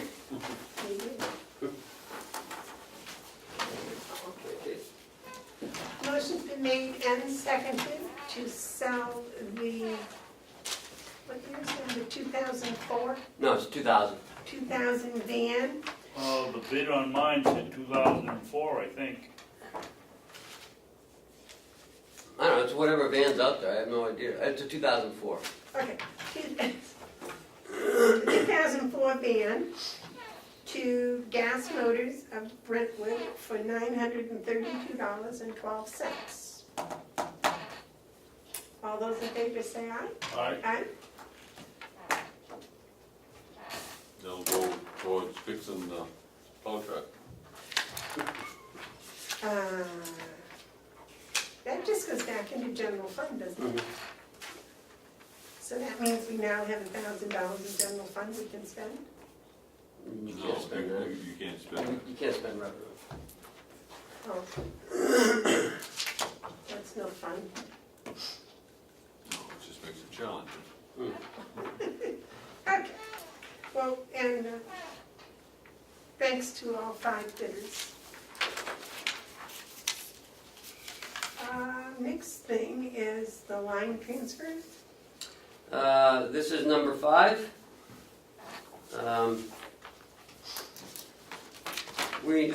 Seems like this is 4, it's 2 medical services in the jail. The budget amount was $110,000, the expense year to date is $92,265. We still have 3.5 months to go, so I'm requesting $40,000 be transferred from two line items in the same budget. 15,000 from nursing salaries and 25,000 from the medical insurance. I make a motion that we approve this transfer request number 5. Second. Okay, the motion's been made and seconded to transfer $40,000 to inmate medical. Discussion? Yeah. Yes. I'm gonna take this opportunity to get on my soapbox. We've had over the last 5 or 6 or 7 years a wave effect in medical expenses at the House of Corrections. It's not predictable. Some days, some years it's lower than others. We, in order to help Jason on his budgeting, so that we aren't having to take money out of some other budgeted items in his budget and leave him short on something else he really needs, we put a bill in, we passed in the budget, the commissioners, I think before Ken got here, or was it your first year, Ken? No, it was in 14. So the year before you got here, we put in basically a contingency fund in case we got a bill over $10,000 that would throw our budget, the House of Corrections budget into turmoil. We could go into that 10,000 over, the money we put in over, if they hit 10,000, would go to pay the medical expense, so we wouldn't be seeing this. The delegation took it out. I think we should put it in again this year, because it isn't fair to someone that's doing a hell of a good job on their budget to get knocked on something they have absolutely no control over all of a sudden. Of course, I'll vote for this, but I think we should give careful consideration to going back to what we did in 2014. I went back back to 2013 and then forward to find out how it looked like in that line, because I wasn't here, so I wasn't sure. In the year 2013, the budget was $185,000, and we had spent $151,000. 2014 is a $145,000 budget. We ended up spending $186,000, so we overspent that budget. In 2015, there was a $102,000 budgeted. I don't know why it was that low, and they ended up spending $78,000. Last year's budget was $110,000, and we spent $85,000. This year's budget was $110,000, and it looks like we're going to go over that. So. We Okay. never knew we were going to be arrested. That's right. Know how sick they are. My question is, why the 40,000? Because it looks to me like we're only going to be maybe If you go, 20,000. no, if you go back and do if you do an average, that's what I think it comes out to. 12. I think it was like $11,000 a month. So for the next 3.5 months, we put in 40,000 because I don't have to make another transfer.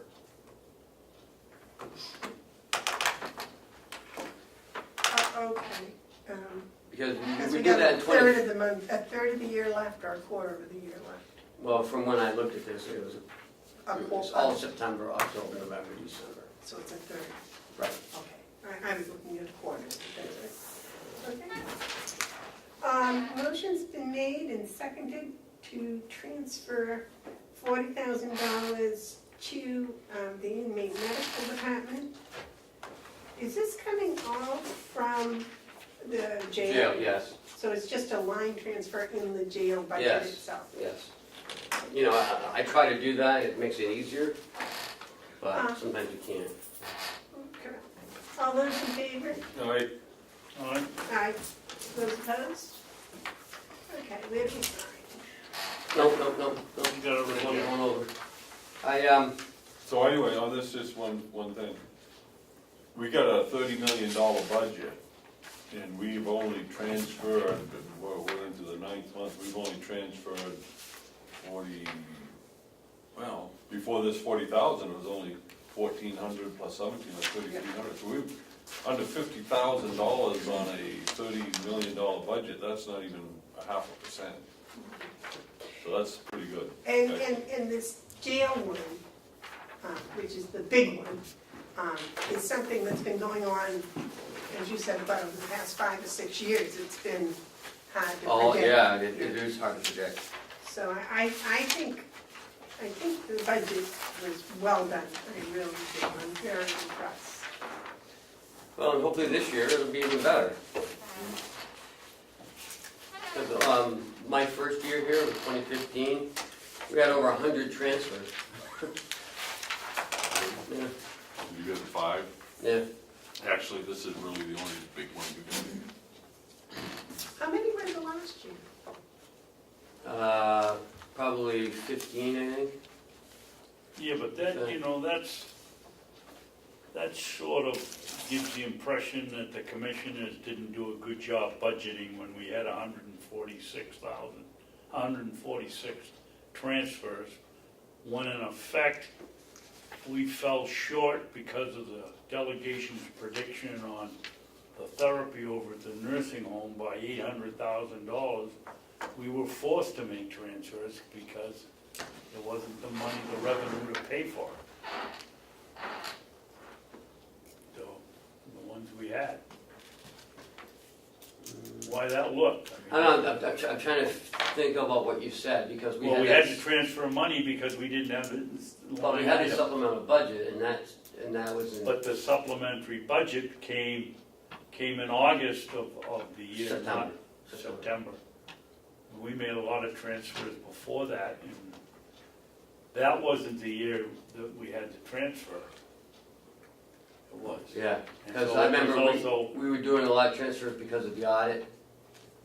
That's That right. was Yeah. a mess. Yeah. And, Well, I think it's safe to say that last year's budget and this year's budget has been much more cooperation between the commissioners and the delegation And much more accurate. in the funding of it. yeah, I think it's much more accurate too. I think we all can take a little credit.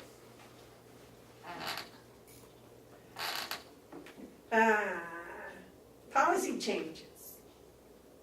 Yeah, in your packet, this has to do with offering medical insurance to our employees.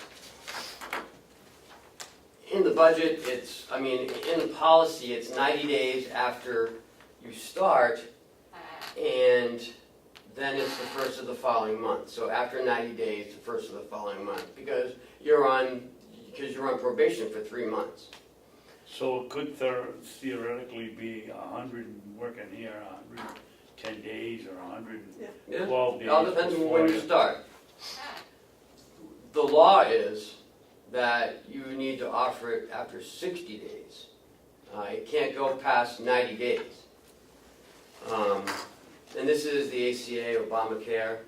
And we got notified from our insurer saying that we're signing people up too late. And I said, well, you know, our policy is 90 days and blah, blah, blah.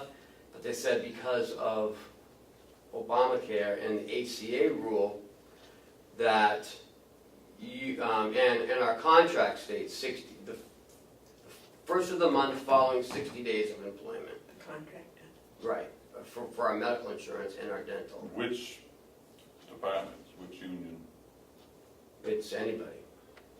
Every union, every CBA has that provision in it? Every CBA has a 9, well, I don't even know if it has in the CBA, well, take a look at that. Well, that's. That's a good question. But our contract with the insurance company Yes, our contract with the is insurance 60 company days is and then 60 days. the first. Right. So, it's conflicting with our policy, so our policy conflicts with the rule. And The our law. contract, and our contract with the insurance company. Right. David? Why do we have to go through the gymnastics of of a motion. If it becomes law, it's the law. Well, We because should automatically you change it. policies, so you need to We have to change it. adjust our policy to the law. Yeah. Why? Well, if it's the Just law, why can't we Because just, you don't want your policy to be contrary to law.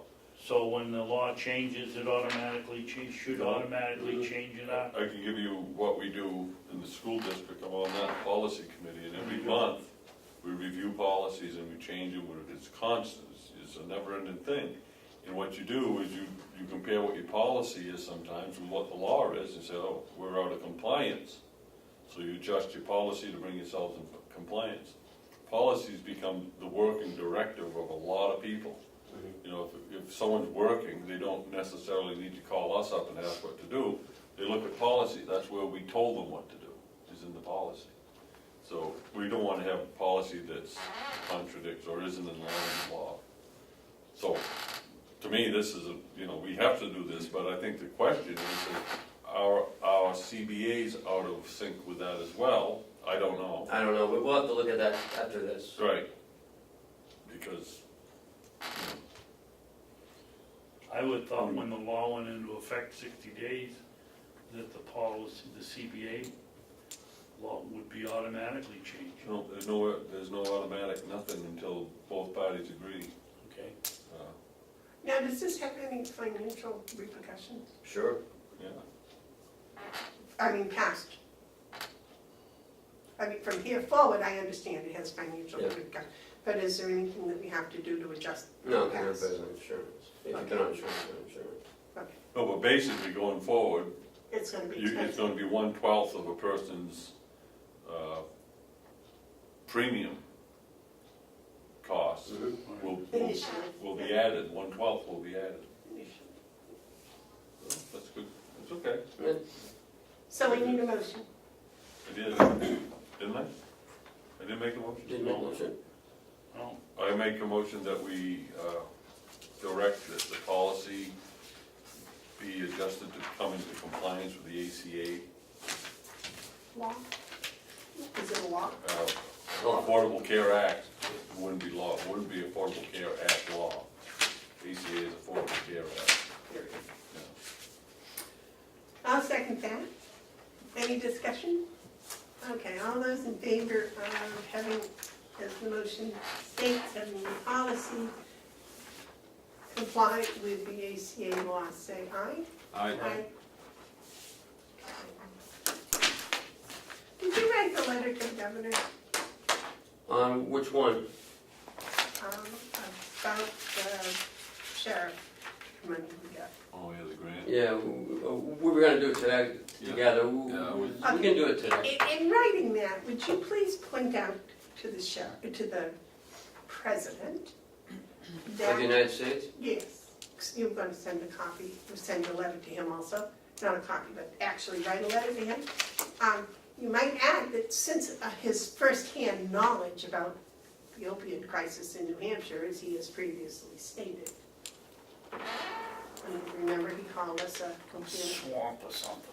den or some such thing. Drug man, Drug den, yeah. I'm totally wrong. You might put that phrase in, that therefore we need more money.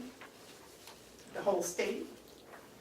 I think there's other ways to stick it in his face besides a letter on something else.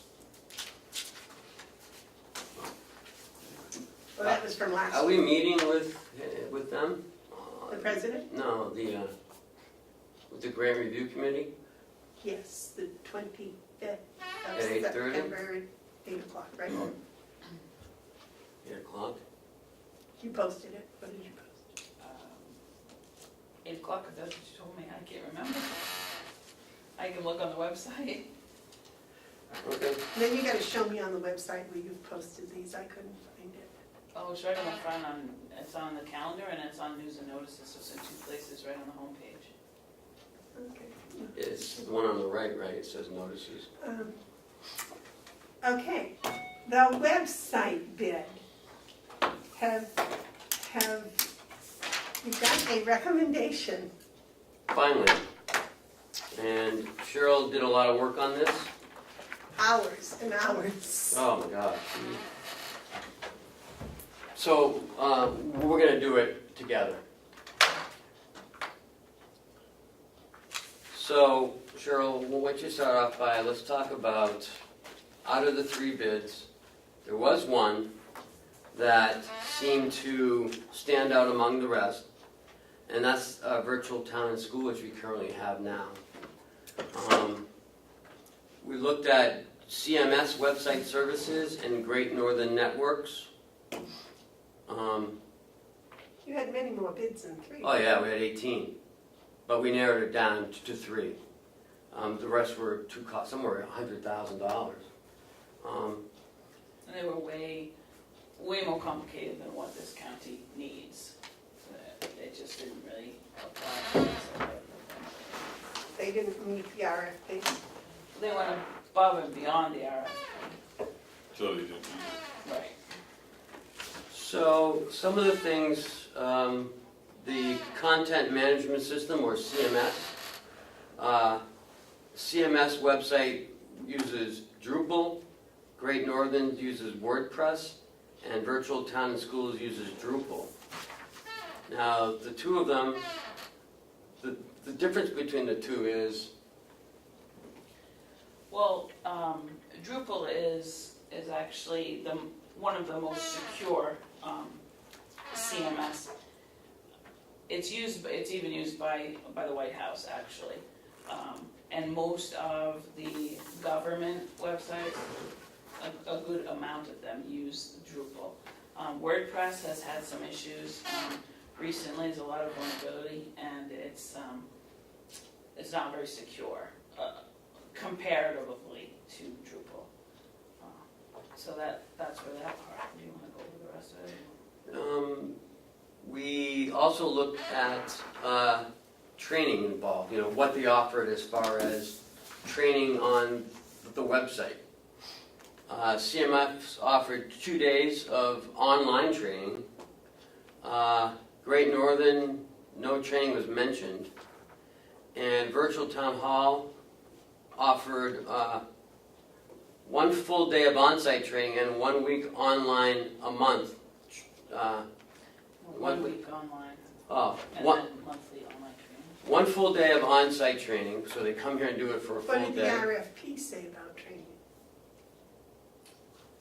We didn't specify how much training that we required. The part of the RFP was for them to let us know how much training they think that we need, because we don't really know how long it's gonna take us to learn their system. So Great Northern never addressed the issue at all? No. No. And support was a big one. CMS offers 30 days free unlimited support. And then after that, it's $5,000 a year for up to 100 hours and $75 per hour after that. Great Northern's offers 10 hours per month for 3 months for support. And then you have to pay after, is that what? There was no amount specified for after the 3 months. Virtual Town Hall, unlimited support for $2,500 a year.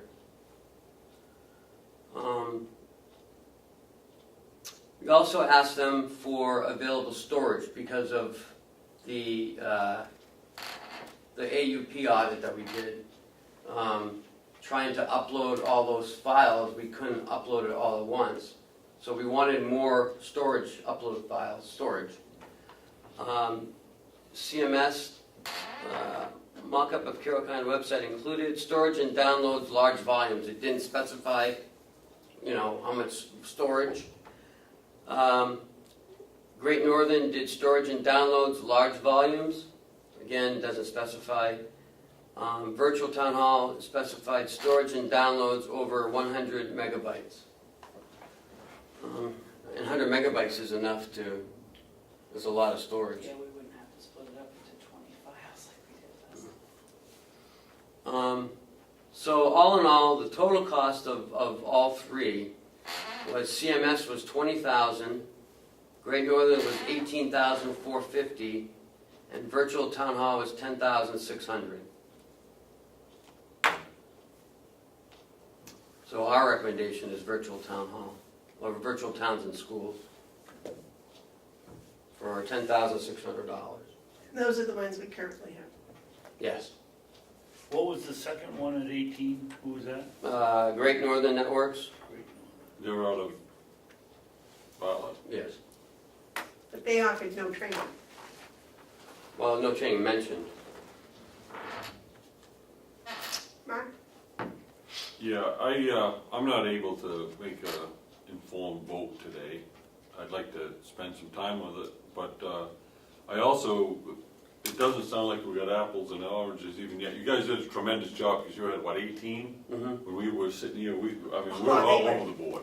So you've done real well to get them down to 3. And, you know, if we're looking at the number, you know, I can see the validity of your recommendation. But it is not an apple thing. So what I would like to do, or I won't make this as a motion, but I'd like to have us consider, first of all, not voting today on accepting anyone. Because I don't really know what it is I'd be voting on exactly. But I think something we could do to make it an apple to apple is reject all bids, all 18, just reject all bids, and invite the final 3 to rebid under a more exact RFP, so that we can compare who's really bringing us what, as far as training and all the other components. David? Two things, Madam Chairman. If we were to vote today, I would abstain. I completely am ignorant of any of the requirements of a web page.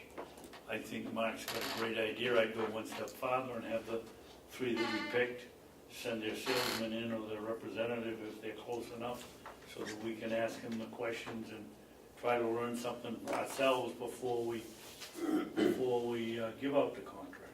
But I wouldn't vote today. I abstain. I think we should delay it. I like the 2 combinations of both of what you said, because if I remember correctly, I reviewed it last week, so it's a while back. The RFP, I don't think either one of these followed the RFP for everything. Because I think training was supposed to be specific. So I think what Mark was saying is ask these 3 to, you know, resubmit a bid with the RFP a little more part of the bid, yes. I would say that CMS probably will not come from North Carolina. That's their choice. Yeah. Well, they also may have a representative in Boston who would come up. You know, you don't know unless you Okay. ask. I was just gonna narrow it down to the last to 2, but that's okay. The other 2 are from New Two county, Hampshire, correct? two county concerns. Are they both in the county? No, one was in Massachusetts. Oh, one's in Mass. Virtual town hall is in Massachusetts. Well, I think we should at least reach out to the 3. They brought us, Okay. of the 18, they pretty much have winnowed out 15 of them. So I think the procedure should be, you reject them all, but then we invite these 3 to rebid, but we become more exact in what it is that we want. One of the things you should have got from this exercise is be able to identify exactly what you want, so we can get an apple-to-apple bid. To narrow down the RFP, maybe. Narrow down the RFP, so what we're getting is, I don't know. But the other approach, and it's fine with me, is all 3 come in and explain to us what we're getting. I would, well, even coming in, you're not gonna know what he's talking about, so maybe we should have John be here. Well, have John in here with them. That's And I'll know what what I he's think. talking about if I ask Because they him, could say if I ask something, him why oh, didn't it you sounds put good, any but we don't know training what in he's here? talking about. If I ask him, why didn't you put any training in here, or include training, or whatever it be, and he gives me an answer, I can figure that out. But when they stop and talk about speeds coming in, what they can put in it, how much they can have in their cache, how much extra space they have, you know, instead of putting it on 20 files, putting it in one. I don't understand that, and I probably won't when it's finished, but at least the simple questions They- concern me. One of the things I question is that the other two are pretty close, but virtual town hall and schools is half of theirs almost. But they're the one we use now, but they give unlimited support. And they give unlimited support now, correct? Yeah. Well, yeah, Why for would $2,500. why wouldn't you? Oh, we're not really happy with them. And come in and explain that. Well, it's because when they got them, they had the real cheap version, because they're, you know, we do everything on the cheap here, so. We could go off of people down and revisit it. And they have a different platform now, as. Well, as everybody Kronos does, everybody gets modernized, but I'm wondering if they're still on the cheap and we won't be happy with them. You know, yes, Cheryl. Honestly, I've been very happy with their service. It's been tremendous. The problem was that the system, the website was set up not to do all the things that we needed to do. And it was very cumbersome to work in. It still is. You have to. Correct. What all of these companies are proposing basically is like a drop and drag. You have your document, you drop it, you drag it over and drop it. Right now was the system that we've had for how many years? I don't know how long it's been here, but you have to go 3 different places to upload a document. It's very time consuming. And I think that's what we weren't happy with. It wasn't with their service, because every time, you know, we call them up, they will answer our questions, and they'll actually just go ahead and put those things on if we're having trouble, like we were with that AUP. Do they understand that this isn't an upgrade of what we have, it's a new system? Yes, that's what that's what they're offering us. It is sort of an upgrade because they've changed platforms. They're no longer working in this platform. They don't offer it anymore. It's what we have now, so we can It's old. keep going It with needs it. to be But yeah, changed. it's not what they use any longer. Okay, so,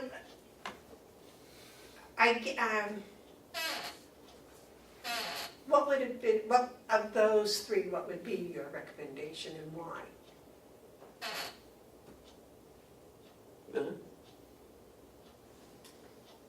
Well, my recommendation on would be virtual town halls, because the price is one thing. I mean, it's much cheaper, and we also, I mean, I know what their support is like.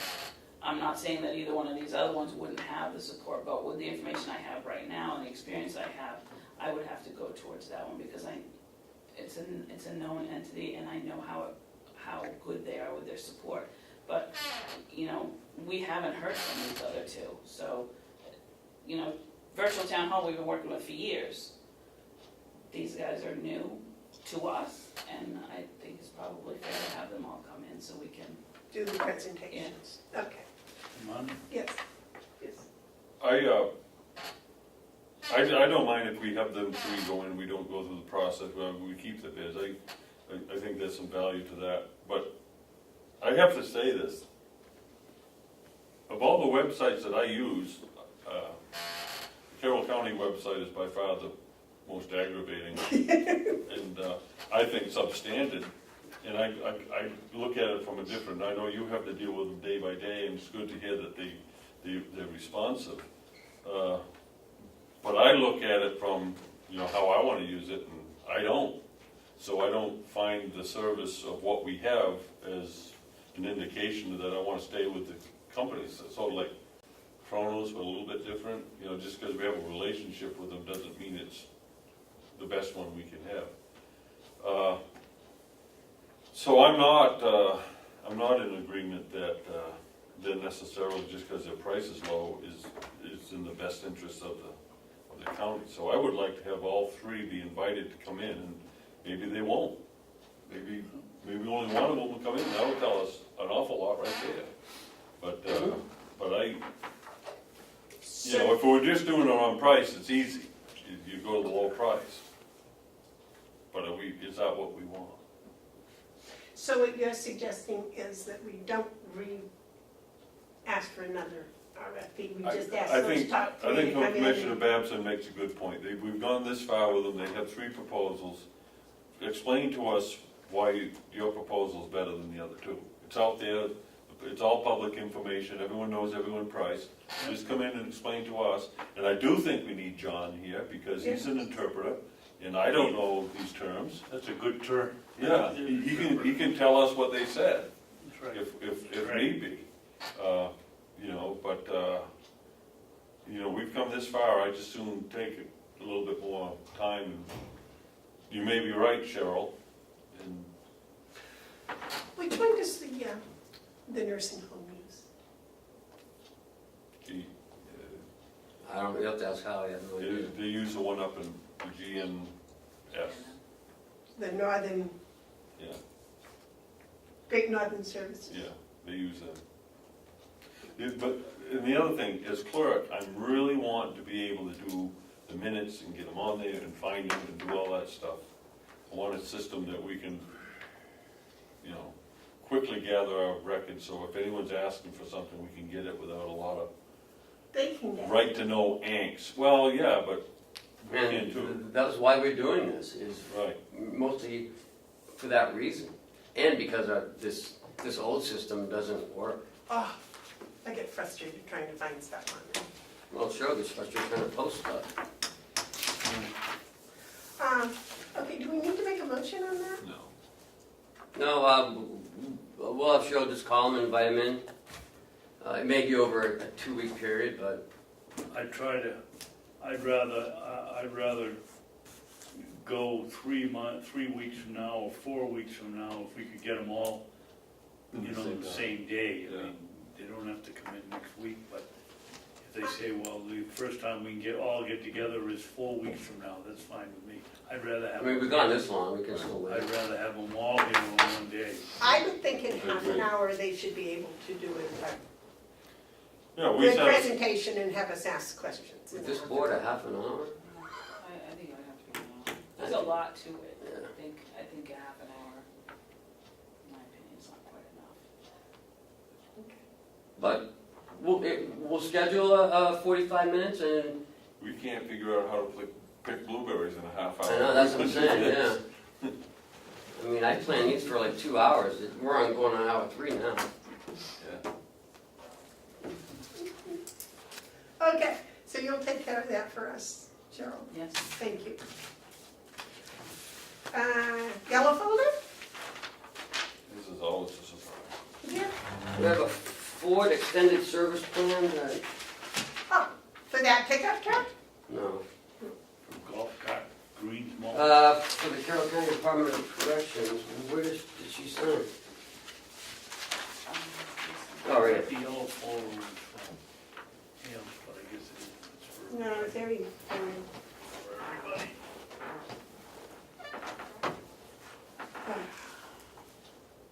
It's for the service contract we have on the leased vehicles, how many, just one? This is for the, for 100,000, 60 month, 100,000 miles. for how many vehicles? Is this the new one? Yes. Yeah, it's just a new one. Okay, where do I sign? Right here. Yeah, it's another one of these guys that I stick my name on. Cross it out, here. put pickup truck.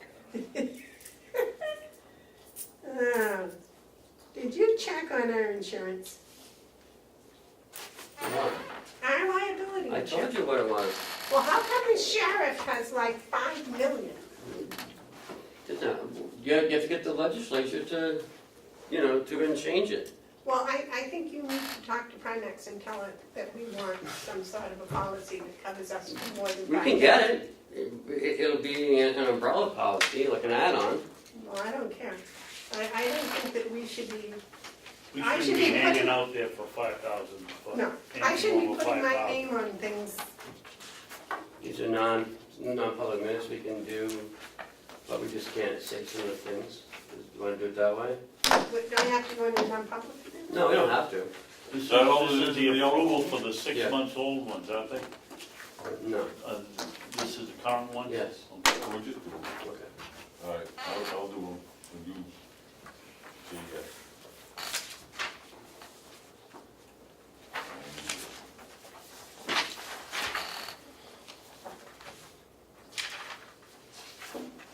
got a bunch of them.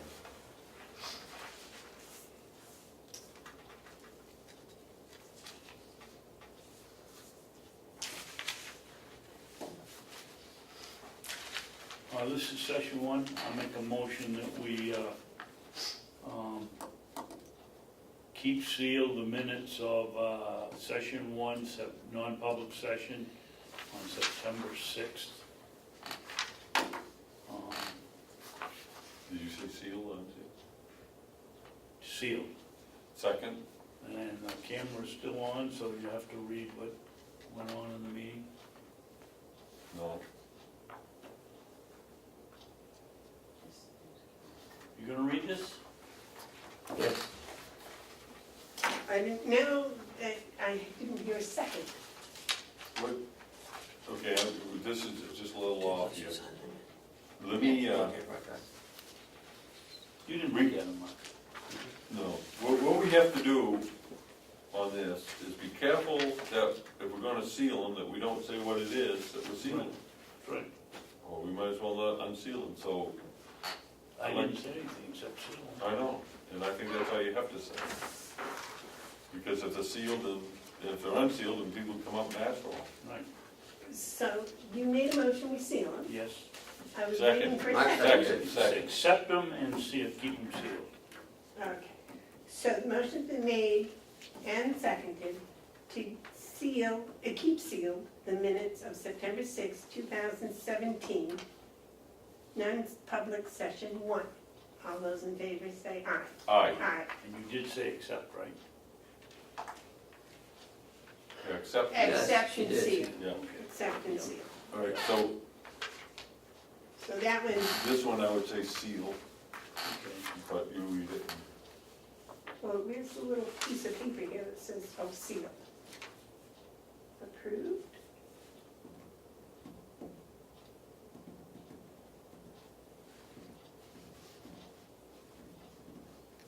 Here, you want to look at that one? I'd almost say we could unseal that because we get the results. No, we didn't, that's a different one.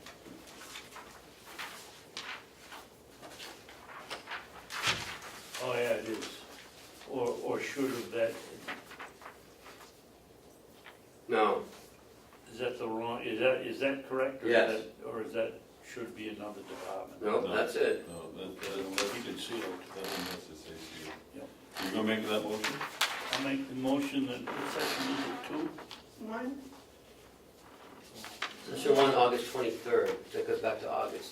Okay, I'll make a motion that we seal, accept and keep sealed the non-public minutes of August 23rd, session 1.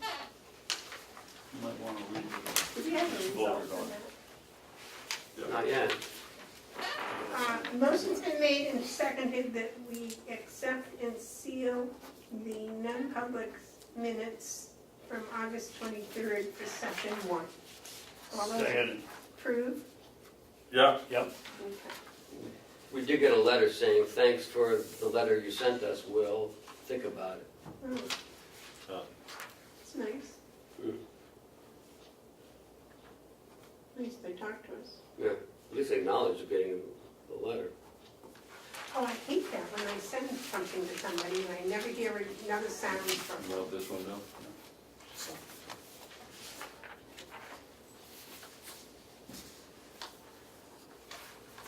I would second I would second a motion to accept and seal.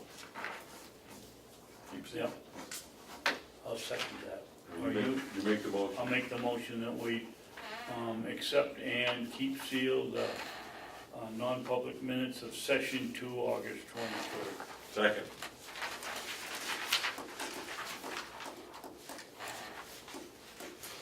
Okay, the motion's been made and seconded to accept and seal August 23rd, non-public session 2 minutes.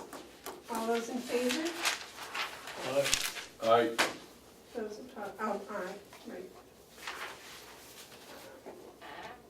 You done, bud? Yeah, Yeah, keep- I'll follow your lead on that one.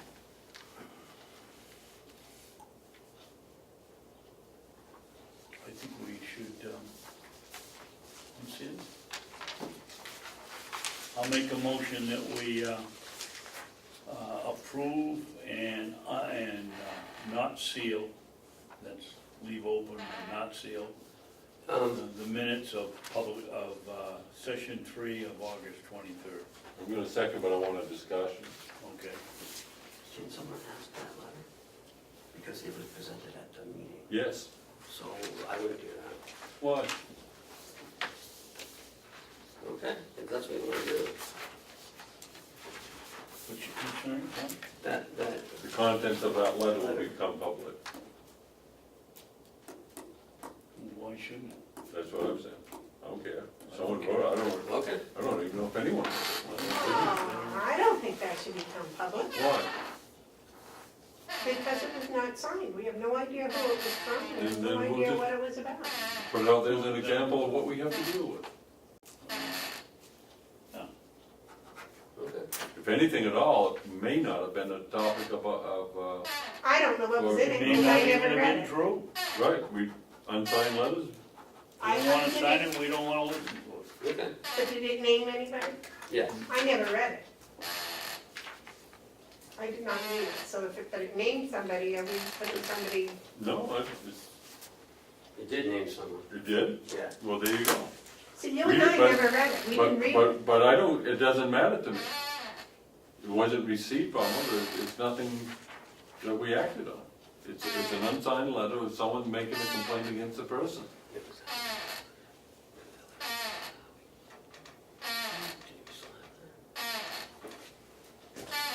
Was that letter public information anyways?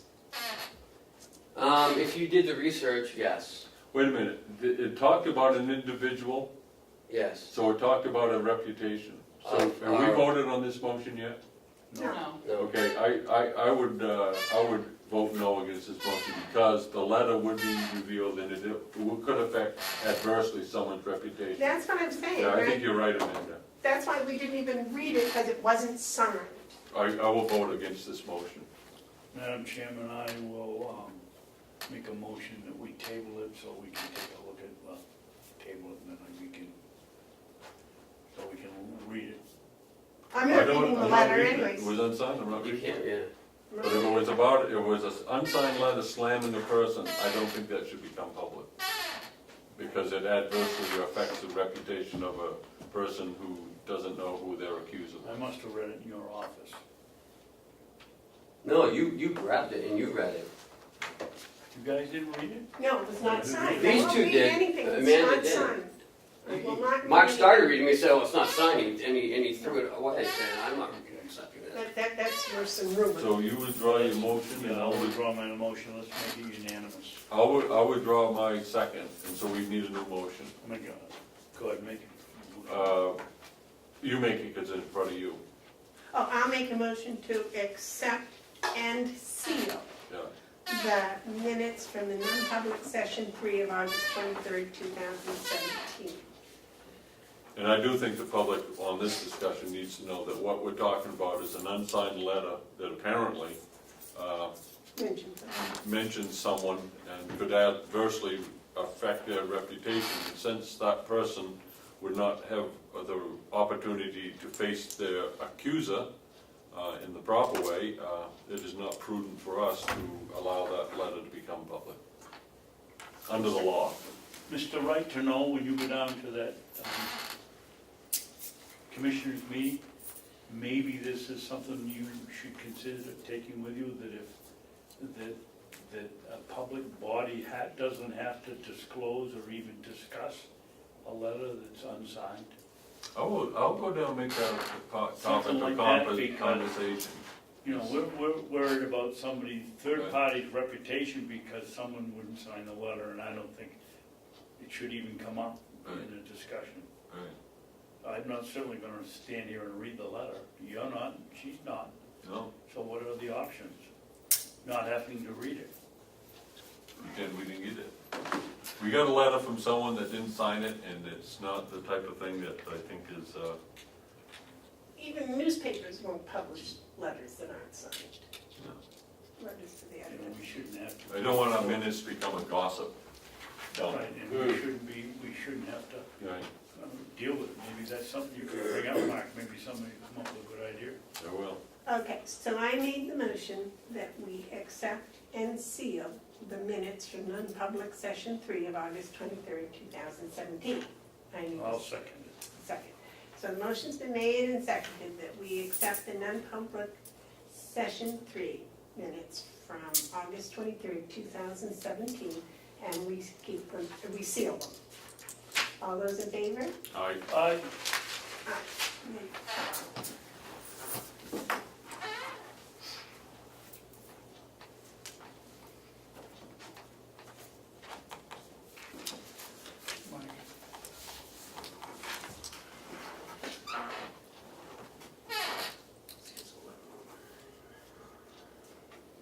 Okay. Anything else in your yellow folder? No, that's it. Okay, administrator updates. Next Tuesday, I believe, this building is being hooked up to the fiber optic line, finally. And then John's plan is to, after do the jail, and then from the jail, do the nursing home line. He has to unplug everything, unplug all the lines, and then reattach them into the fiber optic, panels. So everyone will be offline for 3 hours on next Tuesday. No, he changed it to Tuesday. What about the jail, I mean the sheriff's office, that's already done? Nope, he's doing, it's all coming off that day, so they'll be down for 3 hours. Good time to plan your escape. That's all I have. All right. David, commissioner update? No, I was gonna, on the administrator's updates, I was going to ask Ken if we shouldn't mention that one of our employees is hospitalized. No, not unless he's You can't do that. stated that he wanted it, and he doesn't, so HIPAA laws. I'm not saying that. Okay. But our best wishes go to the employee that is Yes. hospitalized. Mark, you have any updates? I just want to let you folks know that last Thursday I went down to Concord and they had the first meeting of the commission to study right to know law as it pertains to the costs incurred by both the government side, the agency side, and the citizen side, and the bottlenecks in the courts and all that stuff. The Senator Guida, Bob Guida of District 2, is chairing the committee. And they got some pretty talented people. Harriet Caddy on that, you may remember her. And she, they're really focusing on just that part of it. I had made mention about, the difficulties 3-member boards have, and I hope that we could have that discussion. But they pretty well let everyone know that they're just focusing on this one aspect of the right to know. Because as we know, right to know laws are pretty intense. So this isn't what I was hoping it might be. I wasn't surprised. It's not an in-depth look at right to know. It's just looking at that aspect of it. Their days, they believe, Senator Guida believes that they can have a report done by November 1st. We meet on the 21st is our next meeting. And boy, I don't get a lot of time, but he seems to think we can do it, so it's gonna be a quick work, and I would say an incomplete work, because you can't really, but it may turn into something, because legislation will follow, but the commission itself isn't really gonna dig into the depths of the issue that I was hoping to do it. No, I'm sorry to hear that. I thought it was gonna be more of an in-depth. No, they're just talking about the costs associated to both agencies and citizens and the bottleneck in the courts, and that's an important part of it, because it's a nice law, but you can't get there from here. If you don't have money, and if the town or the municipality or the government agency puts up any type of fight, then you need to get a lawyer, and that's only available to people who have the resources to get a lawyer, so regular Joe Schmo can't do that. And then as far as recouping attorney fees. That's only done if you can prove that the agency willfully and knowingly withheld the information, which is a hard test. So it bogs down the courts, it costs too much money. The end result, people are not getting their right to know information in a timely manner. But we also know that on the agency side, our example is that we bend over backwards to provide the documents. We put staff time and everything to collect those documents, and then they're not always picked up. And that's a cost that the taxpayers incur to comply with the law on our end, but it never is completed because for whatever reasons, the people who requested them and put everything in motion decide that they really don't need them, and they avoid the cost attributed to getting them ready for them. So it's an important work, but it's not all inclusive. I'll keep you posted. Okay, thank you, Mark. David, do you have any update? No. Okay, I have several. The first and foremost is the County Lands Committee is having 3 listening sessions. We want the people in the county to come and talk to us about their ideas for what to do with the county lands. Our philosophy is the county lands belong to the people in the county, so before we spend the county's money, county people's money, on a feasibility study, the feasibility study should be studying what the people in the county think should happen. The first one is going to be this Saturday here at the county complex at 1 o'clock. It's going to start with a small hayride that's going to look at some of the outlying areas. The next one is going to be at the Molten Borough Library on the 23rd. I believe that's a Saturday from 2 to 4. And the third one will be September 28th, which is a Thursday night at the Gibson Center in North Conway, and that will start at 7. And we encourage everybody to come because this land belongs to the people in the county.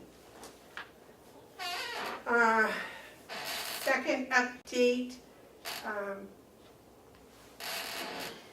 is, I wrote it down.